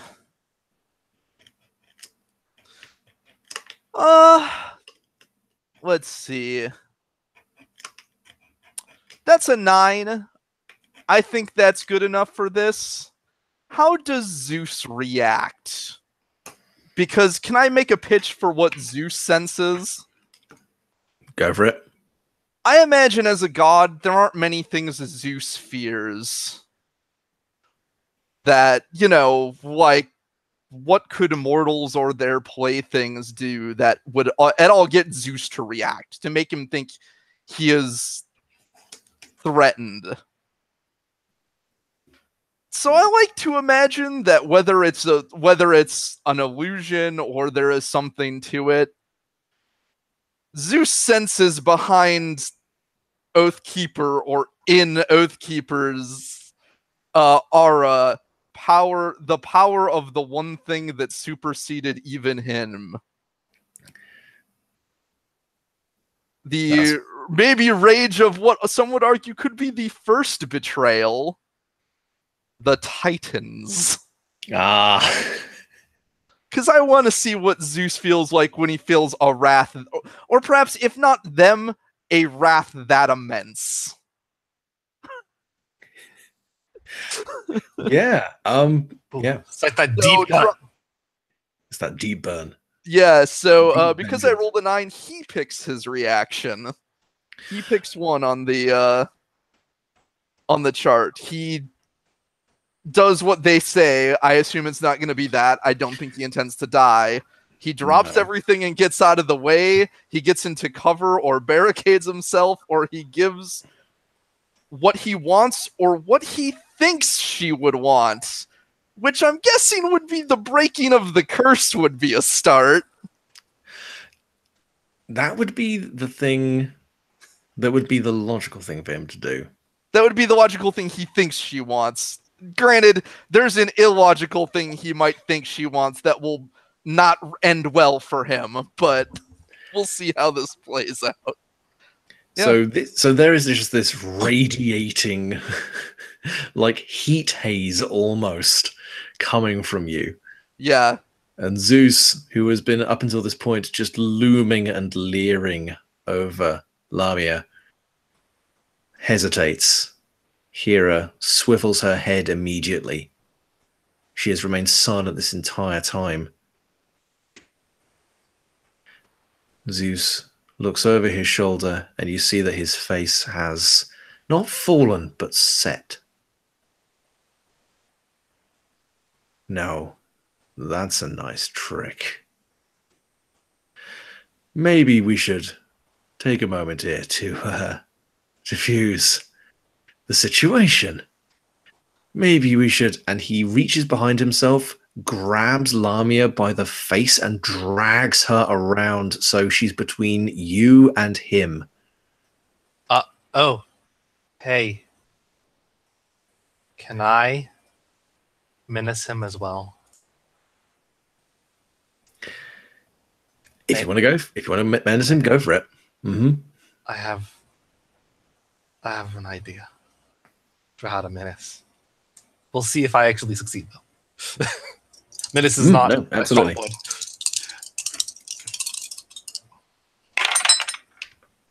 That, because I'm using controlled chaos here, because the whole swarm is going to be involved on this one. Mm-hmm. I mean, the whole swarm. You're just giving it the gusto. I get a 10 Nice. on menace. The swarm is in immediate danger of harm or discovery because it's going to be very visible, and that's the point. They're everywhere. For as big and looming as he is, there are more of them than there are of him, and they're just waiting to get inside of him. They're in the air, in the rafters, fluttering around, circling around, and he can't actually put Lamia anywhere enough between him and that swarm. That's fair enough. Also, can I ask you a question? Mm-hmm. Would you say that by grabbing... I would say that by grabbing Lamia... by grabbing Lamia and using him as a human shield, I would argue that he definitely went against my wishes as the result of that menace move. Wouldn't you? Mm-hmm. Mm-hmm. That's another rage. This... You're just going to become the fucking Vesuvius of angry. Just magma's going to pop out your faceplate. You know what I haven't actually done yet, I want to point out? Mm-hmm. There are 3 things you can spend rage on. You can spend rage on regaining a vitality. I've done that.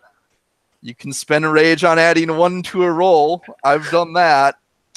I have not yet spent rage to add harm to something. That is a very fair point.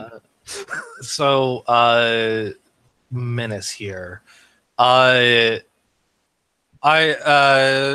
on a 10 plus, I choose a thing that I want them to do. Yeah, you say what you want them to do, and they either do it or they take it on the chin.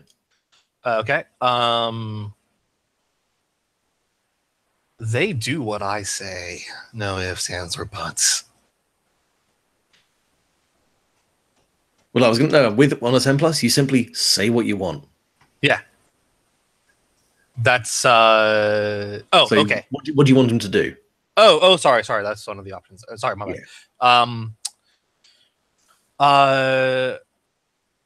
I want him to drop Louisa and acknowledge that he has nowhere to hide. Yeah, I'll say and no one to hide behind. I'll say it takes him a few moments. He has Louisa kind of grabbed by the scruff of the neck and kind of swings her around left to right, looking increasingly more panicked. As he looks around and then realizes that there is no safe space for him, and he just kind of casually tosses her to one side out of the circle and raises both his hands. No. Echo will very calmly catch Louisa because she's also doing the queenly thing. Something that you notice as well, something that all of you notice. This bulk, this continence that he's holding, it looks sculpted. It looks artificial. The way his muscles move don't move like muscles should. His skin has this uniform pattern to it. His beard even doesn't look like hair. And his voice goes from a booming intonement to a now we don't have to take this any further. Okay? No running. Come on. I'm going to hit him with a dark lance and mark him. There is nowhere he can go that I will not see. Give me that fucking traumatize, yo. This isn't gonna be the big damage one, but so that's a 12. Tasty. So let me remind myself of my options here. In this case, I will say I get what I want from the situation, which is Zeus cannot escape. And and you know what? I'll say because hostilities haven't completely broken out yet, it's careful. Fair enough. So you reduce a carefully aimed shot. So it's a what is that? Medium, I think. Well, is that my light? Well, I was going to say that's on harm you take. Right. When you traumatize someone, they will lash back out at you. Right. I'm just looking to see which move this is. Medium attack. That would be doing 2 harm. Yeah. So I couldn't remember whether Dark Lance was a medium or a small or minor or whichever. Oh no, yeah, you got 2 mediums and a big. Oh, and it is considered arcane for what that matters. That's totally cool. If that matters here. So, and he is marked. He cannot escape the Oathkeeper's sight. And where are you slinging this? Like into his leg, into his abdomen? Probably the leg. That's kind of the idea behind it. He hits somebody in the leg, and they are cannot move. wherever would be appropriate to strike whatever this is of Zeus to that it would leave a mark that he cannot hide. Like, it probably, in the case of this, with how magic-y this all is, it probably fit, like, rather than sticking in him and causing him to bleed exactly, it probably leaves a visible arcane mark on his person. Yep, that's good. That's good. Yeah, the lance strikes him and sears through the skin that you see. And it's at that point that his facade crumbles. This is not an imposing, handsome god. This is an overweight Greek accountant. Nicotine stains in his graying beard. A tired, fearful expression on his face. His suit looks ragged. His hair is lank and unwashed. He falls to one knee, grabbing at his leg, gasping. You can still see the glimpse of something in his eyes. But this is not the god you originally saw. What is this? Look, I can explain. It's been a difficult couple of centuries. The godhood. Your actions speak enough. Confronted with the harm you have, proof of the harm you have done your wife, your lover, and your child. It was a long time ago. I was a different person. Your reaction was to place them in harm's way in place of your own. You have proven beyond any doubt that there is not 1 ounce of repentance in whatever form that you truly possess. Away from where Zeus is kneeling, Louisa, or Lamia, maybe both, has stepped away from Echo and moved close towards Hera. They are watching each other with a very uneasy matching of stares, but both of them look at him, look back at each other, and together say, "End him. End it now." I mean, they're not just going to boom, "Finish him," but you know. Is Or going to do something here? I want to hand him a knife, but I don't know how great he can use knives. Can you? I was just like, because I was gonna say, like, because Echo and Oathkeeper have done like 2 incredibly rad fucking things. I'm waiting for or to do a thing that's also incredibly rad. You know what? We're kind of aware the apocalypse is coming, right? Yeah. Would it be within Or's power, you say, to enchant something? Oh, I only enchant knives if something is big. You know what? Let's do it. How about this knife? Or Oathkeeper holds a hand in the air and holds out his sword to you, because let's just go ahead and kill 2 birds with 1 stone here. Let's kill 1 god to sate another.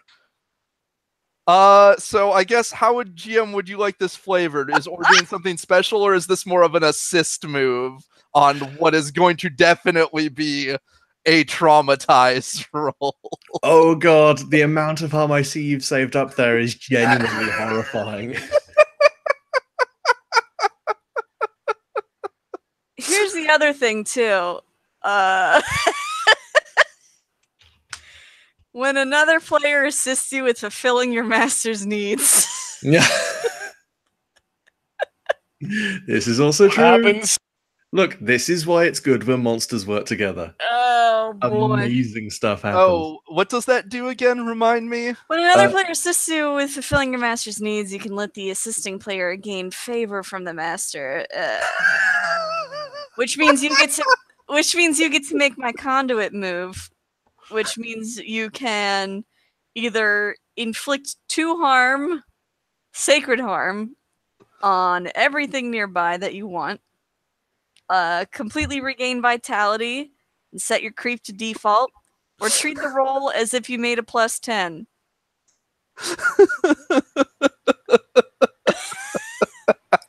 I'm gonna say it now, audience. This guy's fucked. No, I'm just gonna give an assist move. By your badass powers combined. Like, let's see here. Just with the swarm. Nice. You get a +1. The swarm is also going to pounce as soon as you do your thing. And I guess I'll roll influence to bless the sword. Yeah. I mean, just give me spirited. Oh, actually, If you want to make it just a flat out assist check, you just roll whichever stat plus whatever stat is appropriate, and I potentially get a bonus. GM. 10. Does that sound all right? That's good. That gives Oathkeeper a +2 to whatever his existing rolls were. This is going to be utterly horrifying. I bless your sword, and I say a little prayer under my own breath because I have no idea what this is going to do. Actually, as you say all that, you do notice that Atryu is mouthing the same things. You're pretty confident you never said any of those to him.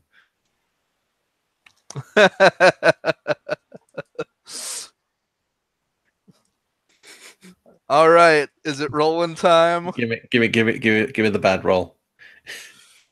That's a cool 14. And how much rage are you committing to this? All of it. Oh god. Okay, so This is the culmination of the rage of Oathkeeper, the rage of Oathkeeper of a husband and king, a rage against a husband and king that refuses to acknowledge his sins, the rage of those he's wronged.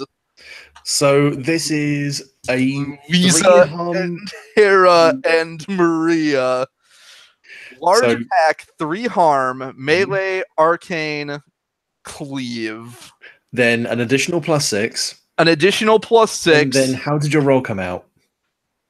I mean, it was a 14. Oh yeah, of course. Are you picking the additional 1 harm? Oh, absolutely. So that's a full flat 10 harm.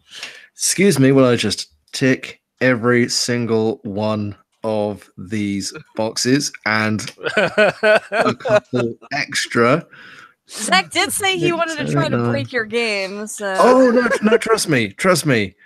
I'm sure this is very educational. That wouldn't have. No. To be fair, this is the perfect thematic ending because I will explain it afterwards. But yeah, fuck. The last words out of Zeus's mouth are, "But maybe," and then your sword comes down through his skull, and he doesn't so much split as implode under the cleaving blade. It smashes down into him, and he ripples through several shapes, several iterations of himself, better times, more powerful times, times when he'd wrestle titans and father heroes, and now just this wasted, spent, abusive piece of filth. Nothing more than a stain on your blade. He is crushed and utterly destroyed under the blade.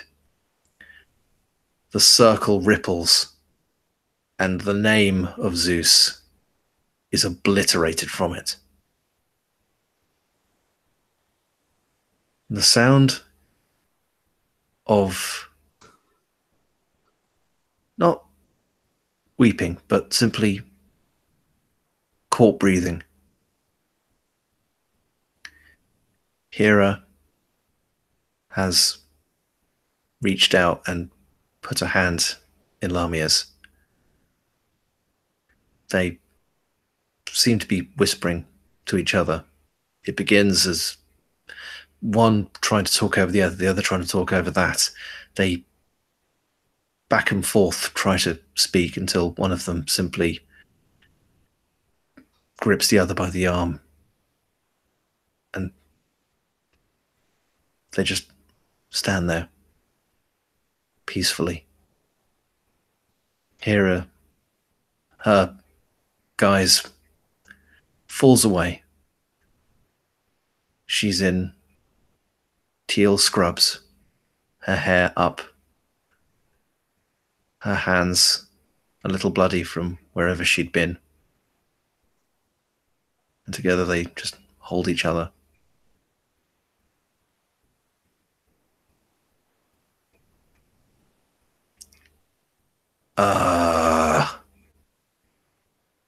Don't mean to be the guy to make this an awkward moment, but I'm kind of bleeding.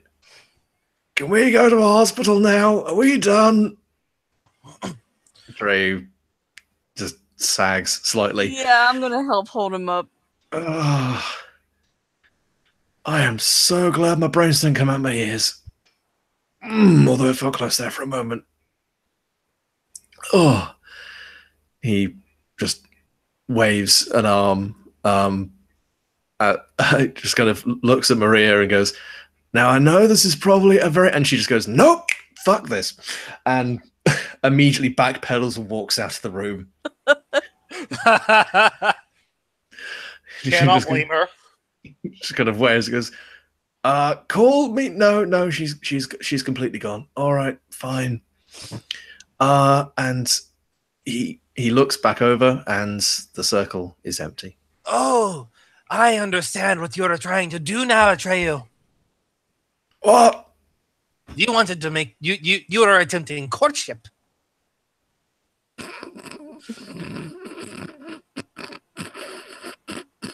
Shut up, you. Oh, please. No, not even in a casual daydream.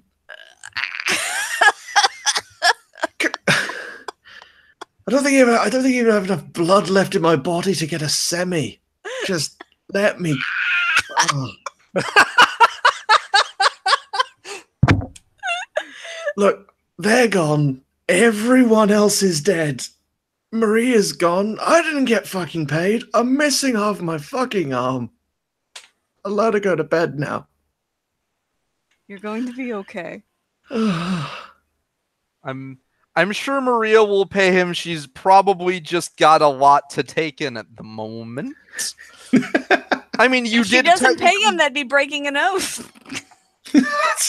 Oathkeeper, debt collector. Yeah. Not I have really. come to repossess your plasma. That's sort of the kind. That's not really the kind of oath that summons him. It's sort of the one kind of oath he sometimes takes care of while he's in the neighborhood. Like.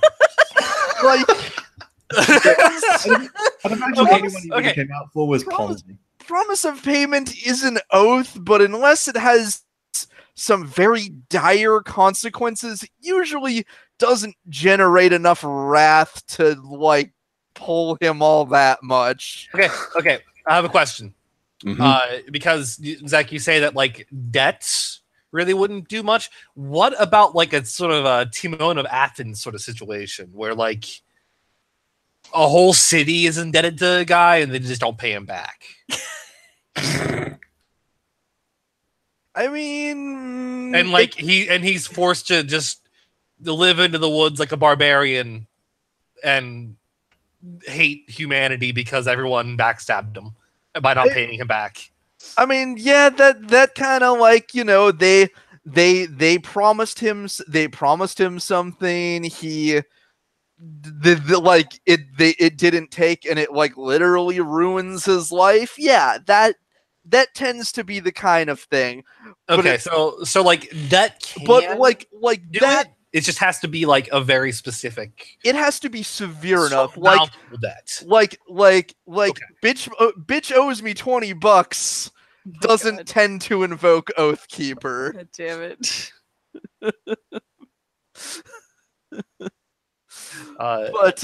But because you refuse to pay my debt, my entire life is in shambles. Yeah, assuming that was a promised payment and not one just one-sidedly expected, yes. If it was an explicitly promised payment, that is a kind of oath and a kind of promise, and one that can have important consequences. Nevertheless, I can only assume that someone will get the meat taxi so that we can get Atreyu to please. Meat cab for cutie. Yeah, we can do that. And man, it's really tempting for Echo to like kind of chill out back here to begin talks now with Louisa and Hera, just so there's like a 3 queen situation. Oh, Jesus. They're gone though, aren't they? Are they? Yeah, they disappeared. Okay, never mind then. They went off to make up, I guess. Make out. Oh, Maybe. I mean, technically speaking, Hera's not married anymore, so That would be the world's fastest rebound with the world's most unlikely partner. no, disregard that. She joins with the in taxi crew. Yeah, I'm gonna make sure Atreyu gets real medical help. Has reality stopped crumbling? Yeah, I kind of wanted to ask that. Yeah, once Hera and Lamia both disappear, the circle it just completely fades, leaving not a single blemish on the floor. And yeah, reality snaps back into place completely. Everything is as it was. Or in particular, you feel this blossoming warmth roll through your body. Azalvo, grumpy for a moment, sleep soundly for now. Robes and mask, like instantly, like as much as I can manifest. Actually, just a big puff of robes. Just boom, massive pimp coat. Please, anything to not be exposed. Oh god, I'm amazed that for all being vulnerable makes them naked. Yes. That's the worst combination.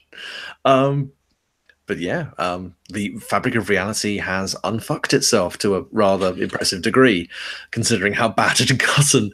And outside, in the estate, there is a wary truce going on between the monsters who are now pulling themselves back together, emotionally, physically, chronologically in some unfortunate cases, and the remaining guards who are now keeping like a very wide berth, as these guys have absolutely no strings left on them. In fact, you can see a lot of the monsters are now holding various items, which, when you look at them closer, you understand they match them in some way or have some bearing to them.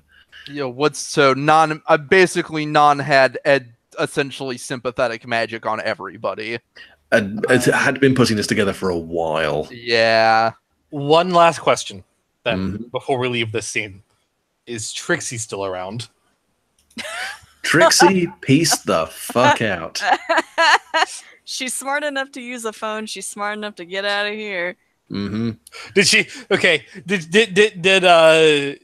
she? Was it because one of my other things that I said was kill her too?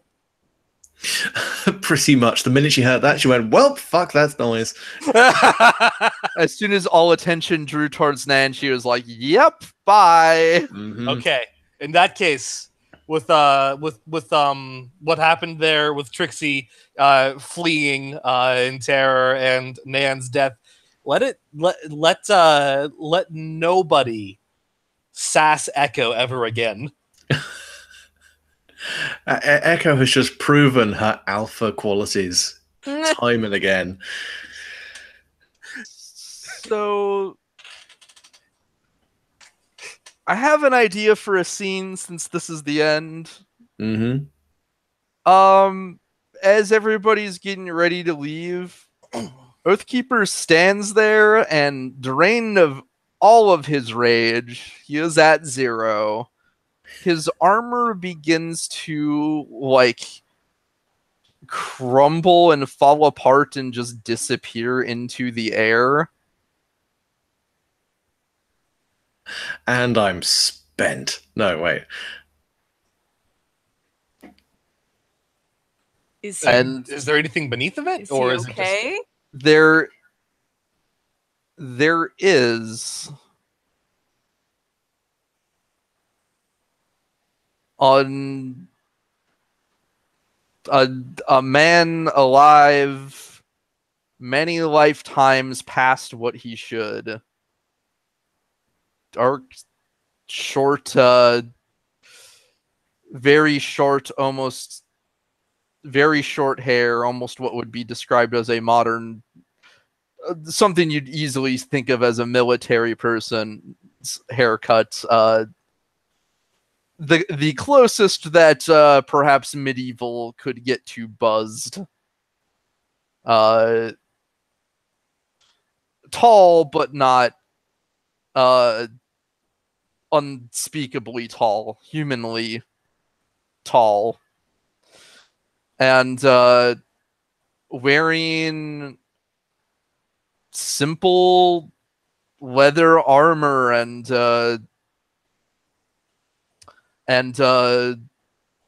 leather armor and tunic and leggings.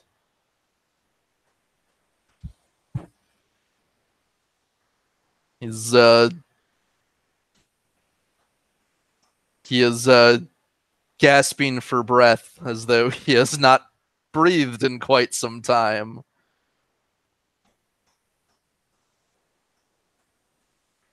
Oh, I expected nothing to be under your armor. Nothing but shadows. Hey now. Normally there isn't. It would seem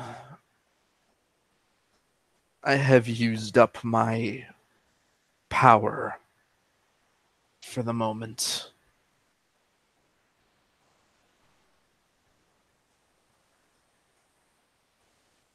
It will return after I rest.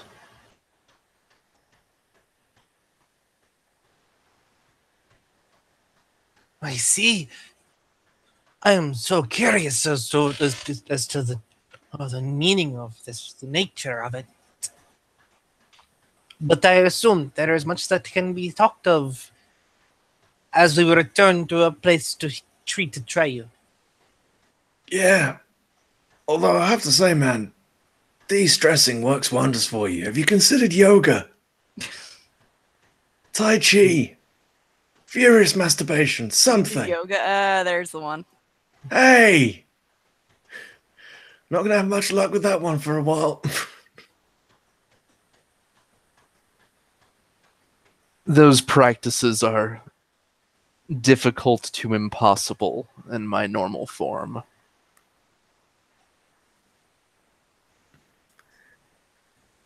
Well, maybe if you lot aren't leaving just the minute things have sussed themselves out, maybe. Well, it would seem that I am still bound to you and Maria.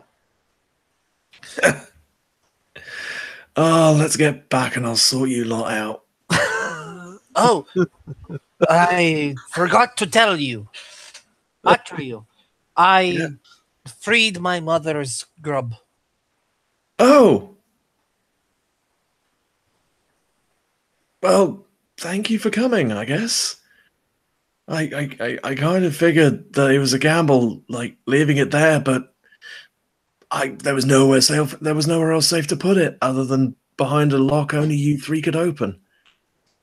It was kind of a key opening a box with the key that's inside the box sort of deal, which makes my head hurt now that I think about it. It was well done. Really, I was making shit up as I went along, but I'm glad you guys appreciated the effort.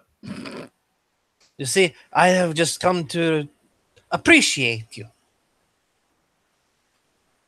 Yeah, I guess same goes here. Well, I'd say you're making me all feel warm and fuzzy inside, but I'm actually feeling quite cold and numb. I'm going to get in the taxi now. Yeah, I was gonna say at that point, does our meat taxi pull up? Yeah, meat taxi's been doing donuts in the forecourt. It's been waiting for you guys. Fair enough. It's like other monsters have been trying to get in, and it's been snapping its doors open and shut at them. Like, all right, we'll get the next one. Yeah. Yeah, she's gonna climb into the taxi. Cool. And if everyone's getting in, we can pull back from there.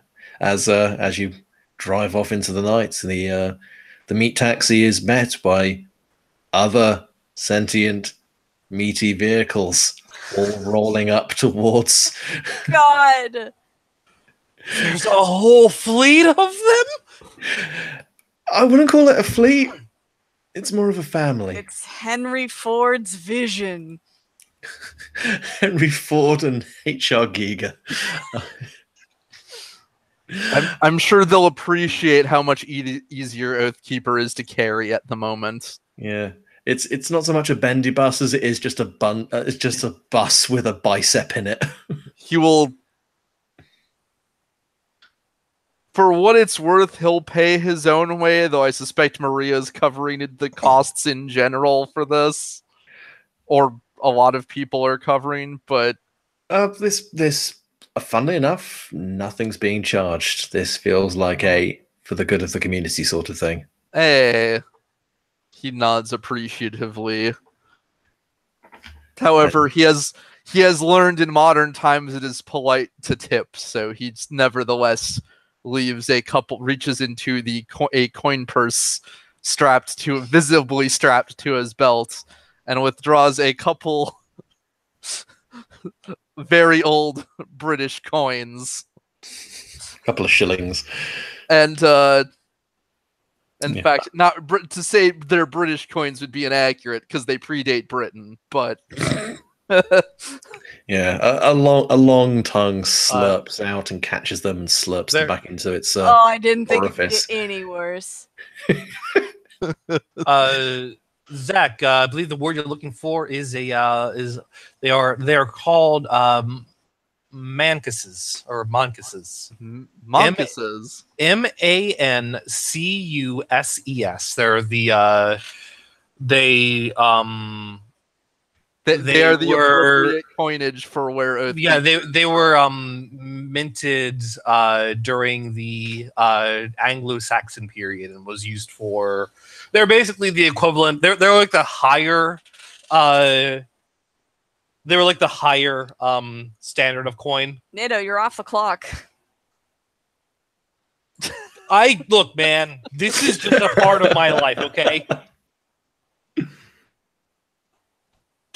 I can't. Okay, I can't. He must research. I just part of my life anymore. Look, I trance out and listen to music while I play games. Nate listens to history podcasts. Yeah, absolutely fair. Anyway, yeah. So mancuses.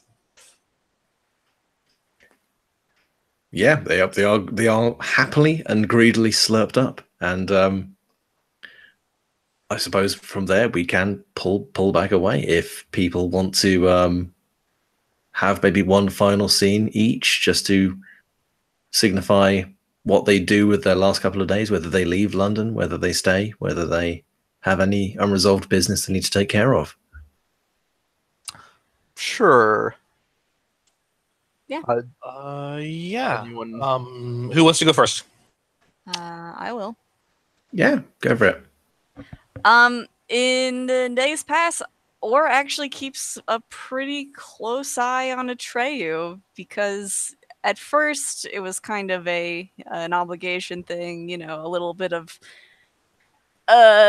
resentment for dragging them into this situation, but with the blood sacrifice that they made in the beginning and at the end when they like hugged and reassured Or, and specifically when Atreyu recognized Or outside of the robes and made that connection and told him how appreciative he was, it kind of filled a hole that Or didn't realize was missing, in that their whole existence in feeding this god and making sure he's okay has been something of business only.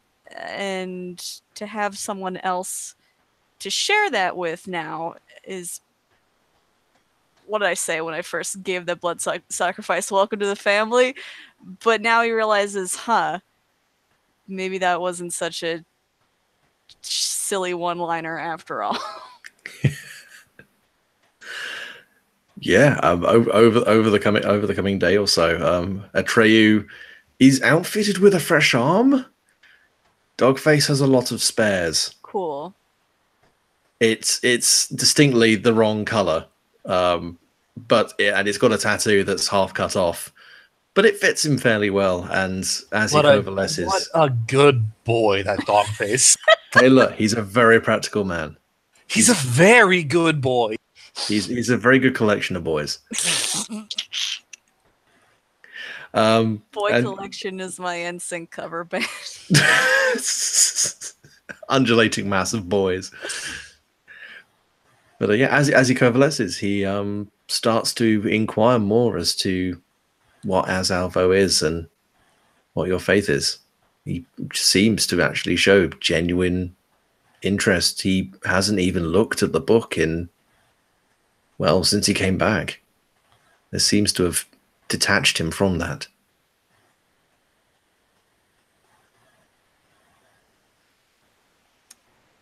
Or, for the first time in their existence, will admit to not actually knowing too much, but knowing somewhere deep down that its purpose, their purpose, is right.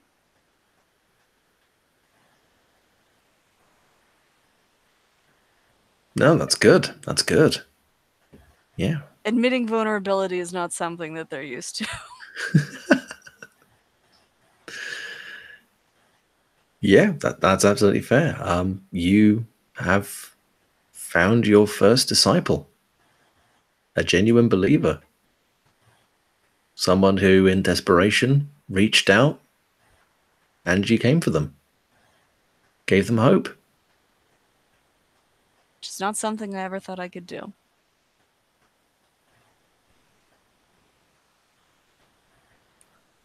I'd say that's like the A ending. It's not the secret one where it turns out it was just Dogface behind a control panel pulling levers, but God damn it. or it was all the whole time it was just babies. They eat the world. I wouldn't go that level of bullshit. Fuck that. The E ending. The E ending for what? Two underneath Atreyu's robe and mask were two smaller Atreyus in smaller robes and mask on each other's shoulders. Fuck. It was actually two 5-year-olds sitting on each other's shoulders. Oh man. Where does Or go? Does Or go back Or underneath Or's mask, rather? My bad. Not Atreyu's. Man, Where does Or go? I mean, yes. I'm eventually gonna have to go back and actually check on the god. do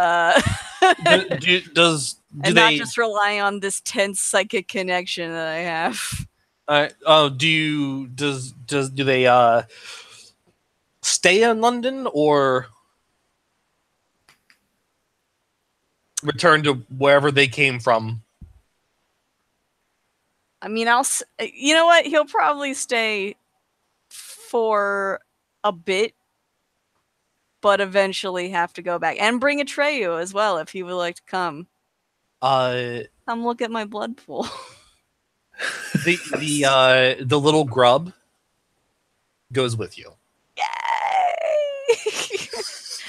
Look at my sweet cult. I've got a bug and a 30-something dirty guy with a weird arm.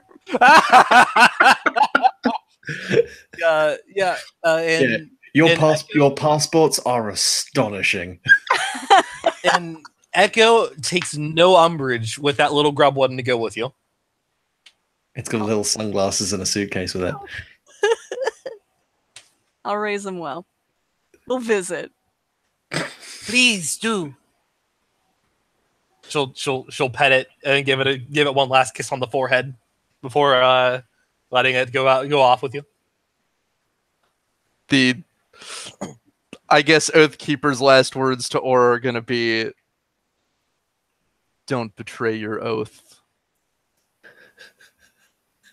Because if you do, will probably not have enough time to come and collect vengeance upon you. So just try not to. I just give him are a you thumbs up. Is Oathkeeper wagging a finger at Or as he does this? Just don't. He is as stone-faced as normal, but this is like the closest thing he can get to telling a joke. I give him a thumbs up because he's doing great. He also may not know how to emote, so he says it just with the same blank expression. That was a joke. I got it. A couple of people walking by stand and stare.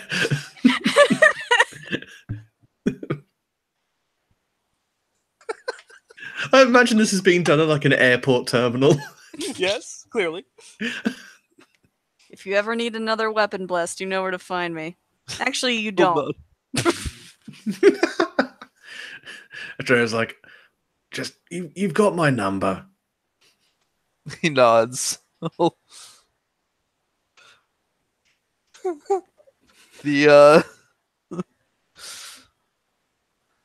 I have been told about these social medias. I will attempt to contact you on them when I feel confident in my use of it. Instead of Twitter, it's Chitter. Yes. Holy shit. Oh my god, that's amazing. Somewhere out there, there is a bug colony that has managed to gain enough power that they have launched their own, like, mobile satellite. I mean, They have their own network. What do you think is going on in Silicon Valley right now? They're all insects. It's actually a colony. Man, bug testing there is really falling behind.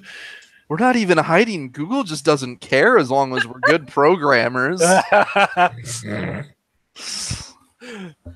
Like, Zach, do you have a final scene?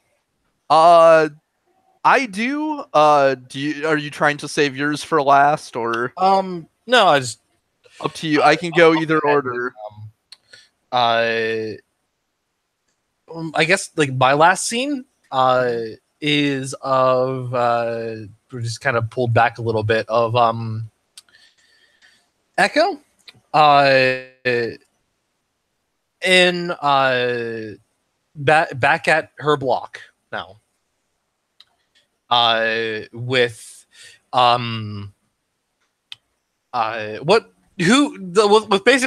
Dusty's accountant. Whoever basically ran the books and knew all the ins and outs of what was happening.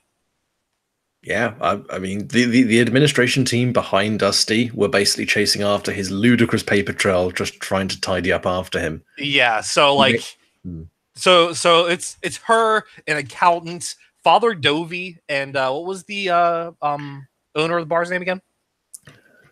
He furiously scrolls his mouse wheel. He will find it. Estelle.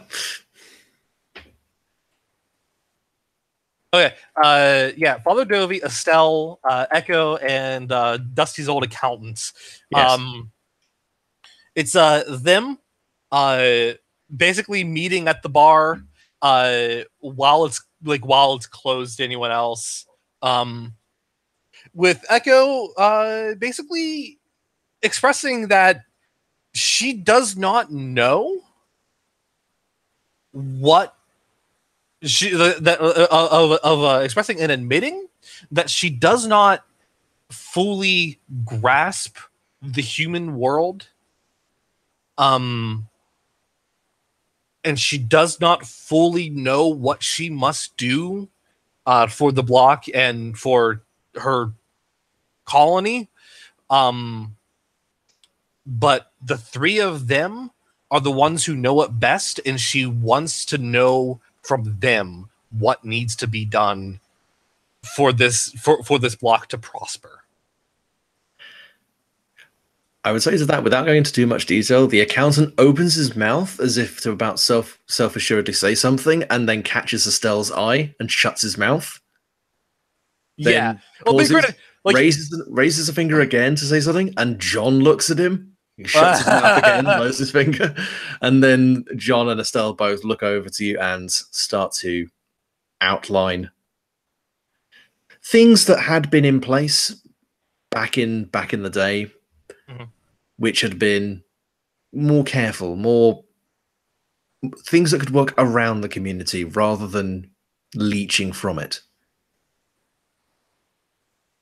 Okay. Because one of the things that one of the things that she admits, and is the reason that she brought in that accountant, is because she also doesn't understand human currency. When you get to that bit, he opens his mouth, looks at both of them, and they both just shrug, and he starts giving you a very long-winded explanation about finance. Well, like, basically, like, he's there because, like, what she wants from Estelle and Father John Dovey, what she wants from them is, like, how can I make these people happy and be a good queen to them? What will help this place prosper? And then, like, the accountant's there to be like, well, this is what Dusty did. This is what brought in cash. These are things that can be adapted to bring in cash without some of the moral consequences that brought heat and displeasure, and so on and so forth. Because she also knows that she will need human currency to do the things that she wants to do. Oh yeah, I mean, in that case, the two key things that do come up is John and Estelle both bringing up that gambling, card games, various things like that often brought in a good amount of money. Running bookies and things like that under the counter were a good source of income in general.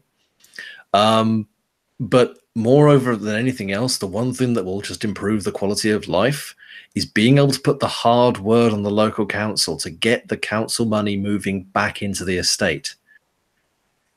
Because less and less of it has been spent there.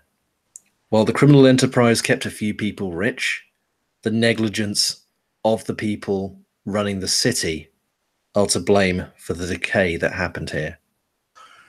Which brings up another point. Mm-hmm. The Swarm does more than just defend and protect. It also helps rebuild. Okay. Oh, 1 second, right back.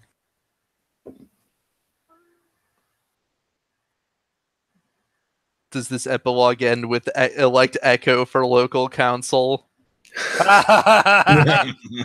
Sure, yeah, why not? But yeah, the Swarm helps rebuild. So you know how there was like dirt and detritus, and it didn't look very nice. It was a lot of impractical things around. That changes.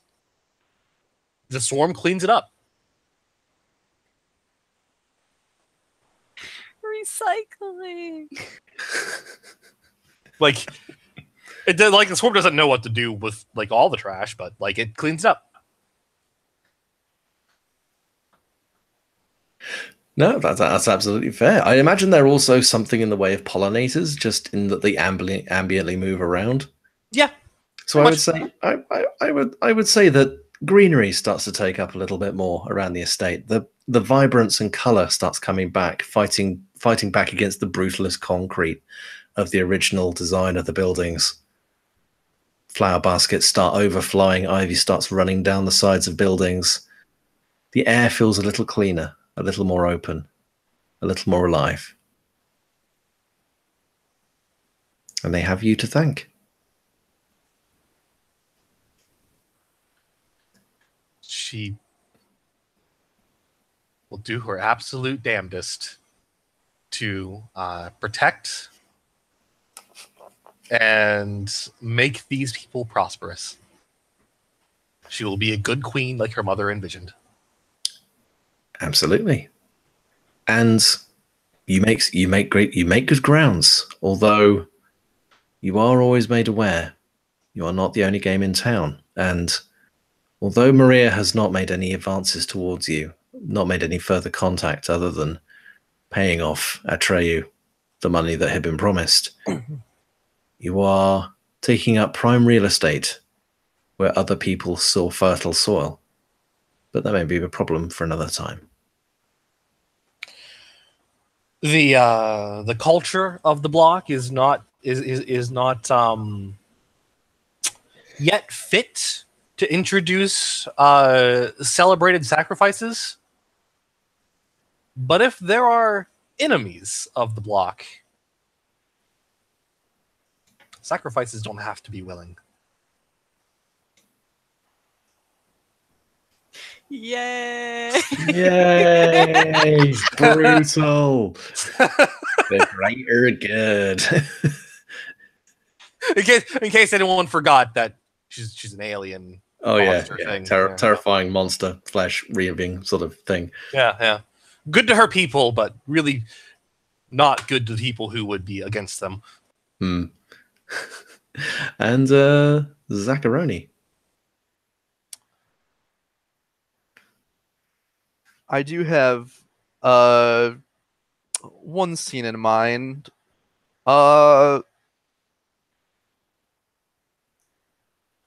Oathkeeper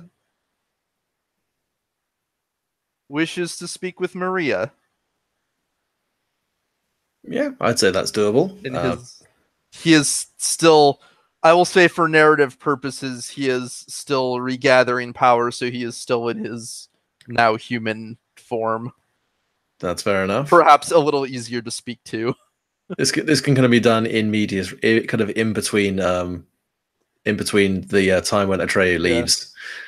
So yeah, he makes contact and organizes. Yeah. Maria does set that she wants to be meeting in a public place, simply for the sake of she's not stupid. She's Certainly. He will. He understands that probably any verbal assurances that. Actually, you know what? No.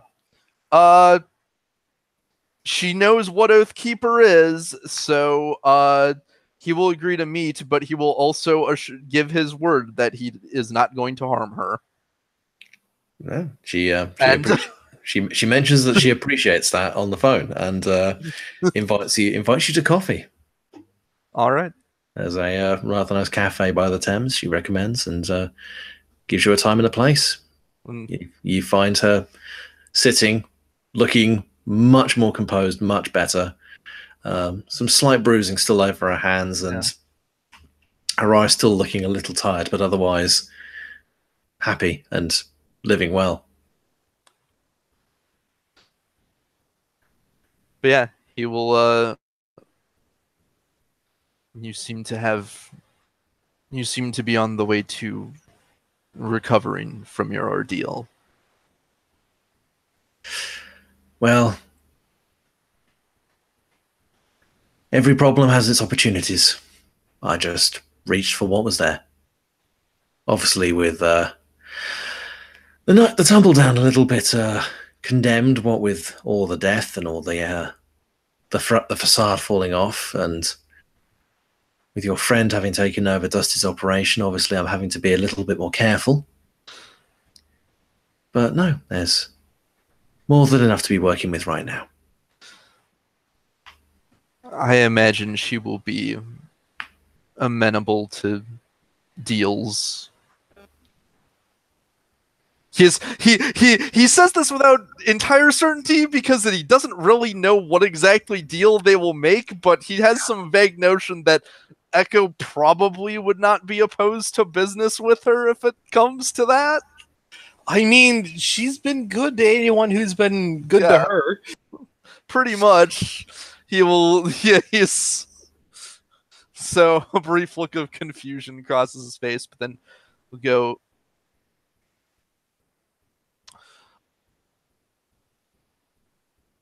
I just wish to ask, did you get what you wished for out of this?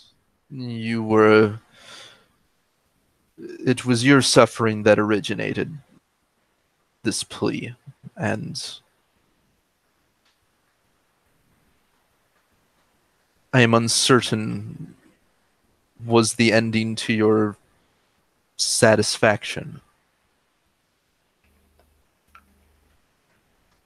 I lost my brother. I don't know when I lost my mother, but I've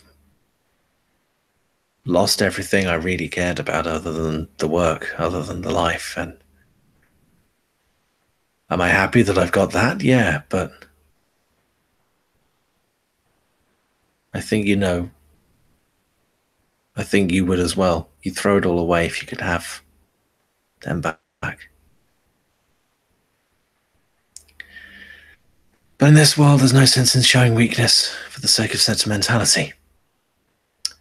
So you take what you're given and you build it into something better. That's what I intend to do. I'm a young girl in an old, angry man's game, and I'm gonna have to fight tooth and fucking nail for every single piece of money, every single piece of work that I want done. My mother, her mother before that. It's been a kind of a tradition, I suppose. He nods and he'll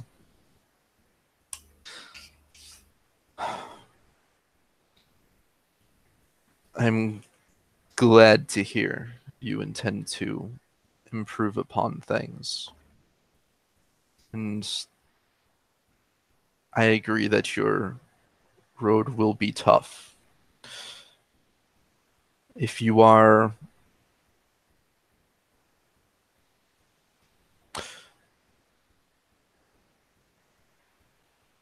he will pull a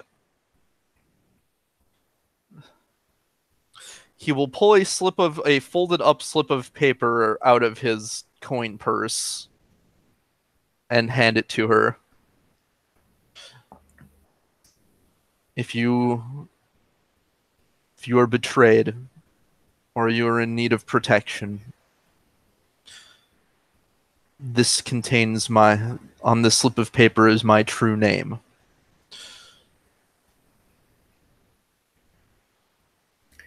She doesn't look at it. She just looks across at you and then tucks the paper into her jacket. Thank you. I know it may not mean quite as much, but if you're in town, if you need anything,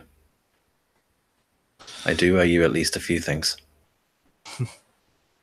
I appreciate it. He kind of pauses and goes, I imagine my travels, as it were, will take me here again. Perhaps I shall stop by then. As long as you're not chasing after someone. I'd hate to get blood on my suit. Mm. Yeah, don't be a stranger. He'll nod. he thinks I am very rarely not chasing after someone, but not every prey is super canny. Sometimes the hunt is not quite so urgent. Are you telling me he's going to goof off from a hunt to hang out with? Look, there are betrayers that are, that are absolute scum, that are actively doing harm and require immediate action to be stopped. And then there's the kind of betrayer that just becomes like a paranoid wreck in his own house or something, isn't even aware that he's done anything and just is going sometimes or just is too stupid to get away. Sometimes they're just, most of the people he deals with are just normal dudes. They don't stand a chance. Plus, maybe now that he has had some knowledge of this binding magics, he can stick around sometimes after completing his task. But yeah, he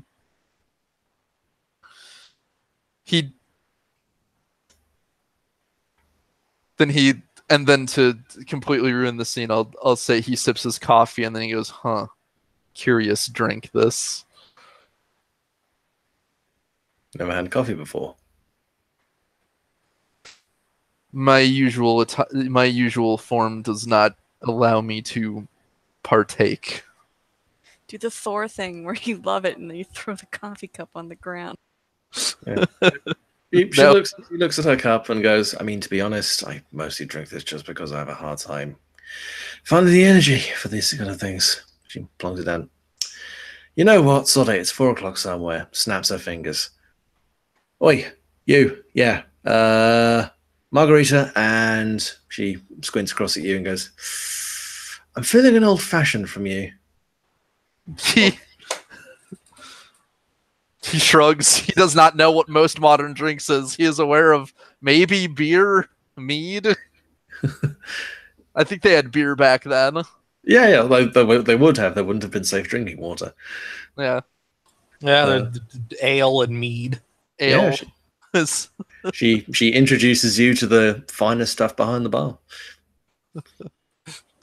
God, it's actually cold. Yeah. Have a...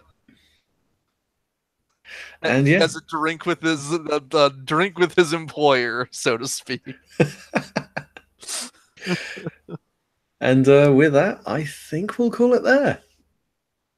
Thank you so much. Hey, You have been amazing players. Thank you. You ran a really cool game. You built a really cool world. Hell yeah, Luke! I really, really loved this. This was fun as hell. It was so fun. I pulled so much out of this, out of my ask. I should be a proctologist. I'm amazed. What I'm interested in, how do you feel about it?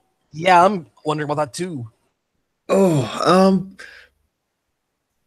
I think this is a kind of system which does rely on very good role players, which is why I think you guys really helped bring this to life. Oh, I think the mechanical stuff is stuff that, as a lot of people have mentioned, it needs a lot of tweaking and balancing to encourage a balance of behaviors. To be fair, Zach, genuinely, that final confrontation, perfect. That was brilliant, because the way I had Zeus statted out, he was a paper tiger. The biggest problem would be getting there without completely fucking things up. Admittedly, you escalated it almost to the point of no return, but you didn't quite get there. My basic idea with that was having Zeus as a boss fight would have been a bit obvious. I just like the idea of, it's not so much that as just ensuring that you can summon him in a way that doesn't break reality in half. Right. And then we decided to do it anyway. Yeah. Now, I didn't know that's what was going to happen, but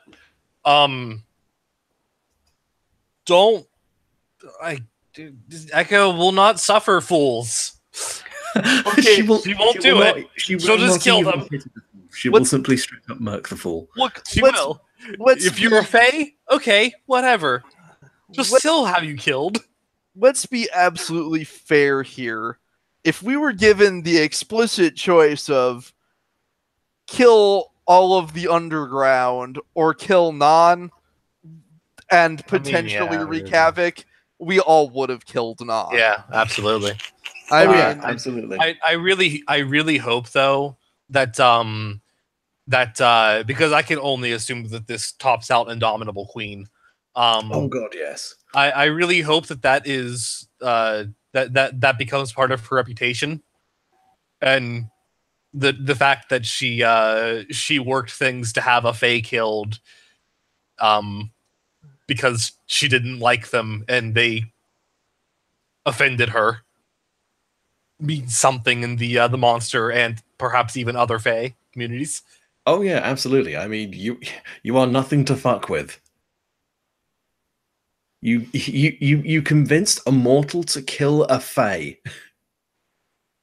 That's incredibly that's borderline folktale sort of shit. Hell yes. I hope other Fae are just like, yo, if you meet her, don't sass her. Because this is the thing as well. Like, you convinced the one person who knew what that would do to do it. You Excellent. basically put them in a position of, you've made her realize how bad that position was. You gave her an easier way out, which is unfortunately a lot more risky. Good move. Yeah. Yeah. The only other thing that probably would have been worth mentioning is that if you had gone to the other place instead, in terms of alternate possible things, it would have been a little bit more of a straight fight and or infiltration, because there would have been a lot more mortals there with a lot more armaments. I set a car on fire, and Echo got to be queen of a whole gang. Hell yeah! No, I mean that was good. That was very good. The other place, however, was a fight club where people were getting ritually sacrificed. So either way was kind of cool. But yeah, Fuck, that would have definitely been relevant to my interests. Yeah. This is the thing. Like, I try to have everything have relevant things, but I'm really sorry, Amanda, that Or didn't get a huge amount of limelight. No. It's okay, because I really liked that I got a moment to be vulnerable, because for this whole campaign, I've been a shit-talking little asshole. But I've also been getting shit done. You know? I've killed a person like every single session. But no, I like that the character finally got to show some vulnerability and some fear and kind of take a little bit of a back seat from the snark. I like the idea that the character isn't 100% complete with just one adventure, you know? No, that's fair. I really liked how all of you guys sort of unfolded your characters, and there were really cool things that came up, and I was like, oh fuck. I mean, that's the whole idea of the system, is to create a monster and then over the course of a campaign go, oh, they have all these things which allow them to be more relatable and be strange and human and wonderful. So yeah. I would love to talk about this more, but it's 2 in the fucking morning. Go to sleep. That's all right. And I gotta work. We can talk more about this at a later date. Yes. In the interim, Luke had a fantastic time. Yeah. Thank you very much for running this. Thank you so much. Thank for you. playing. I had a lot of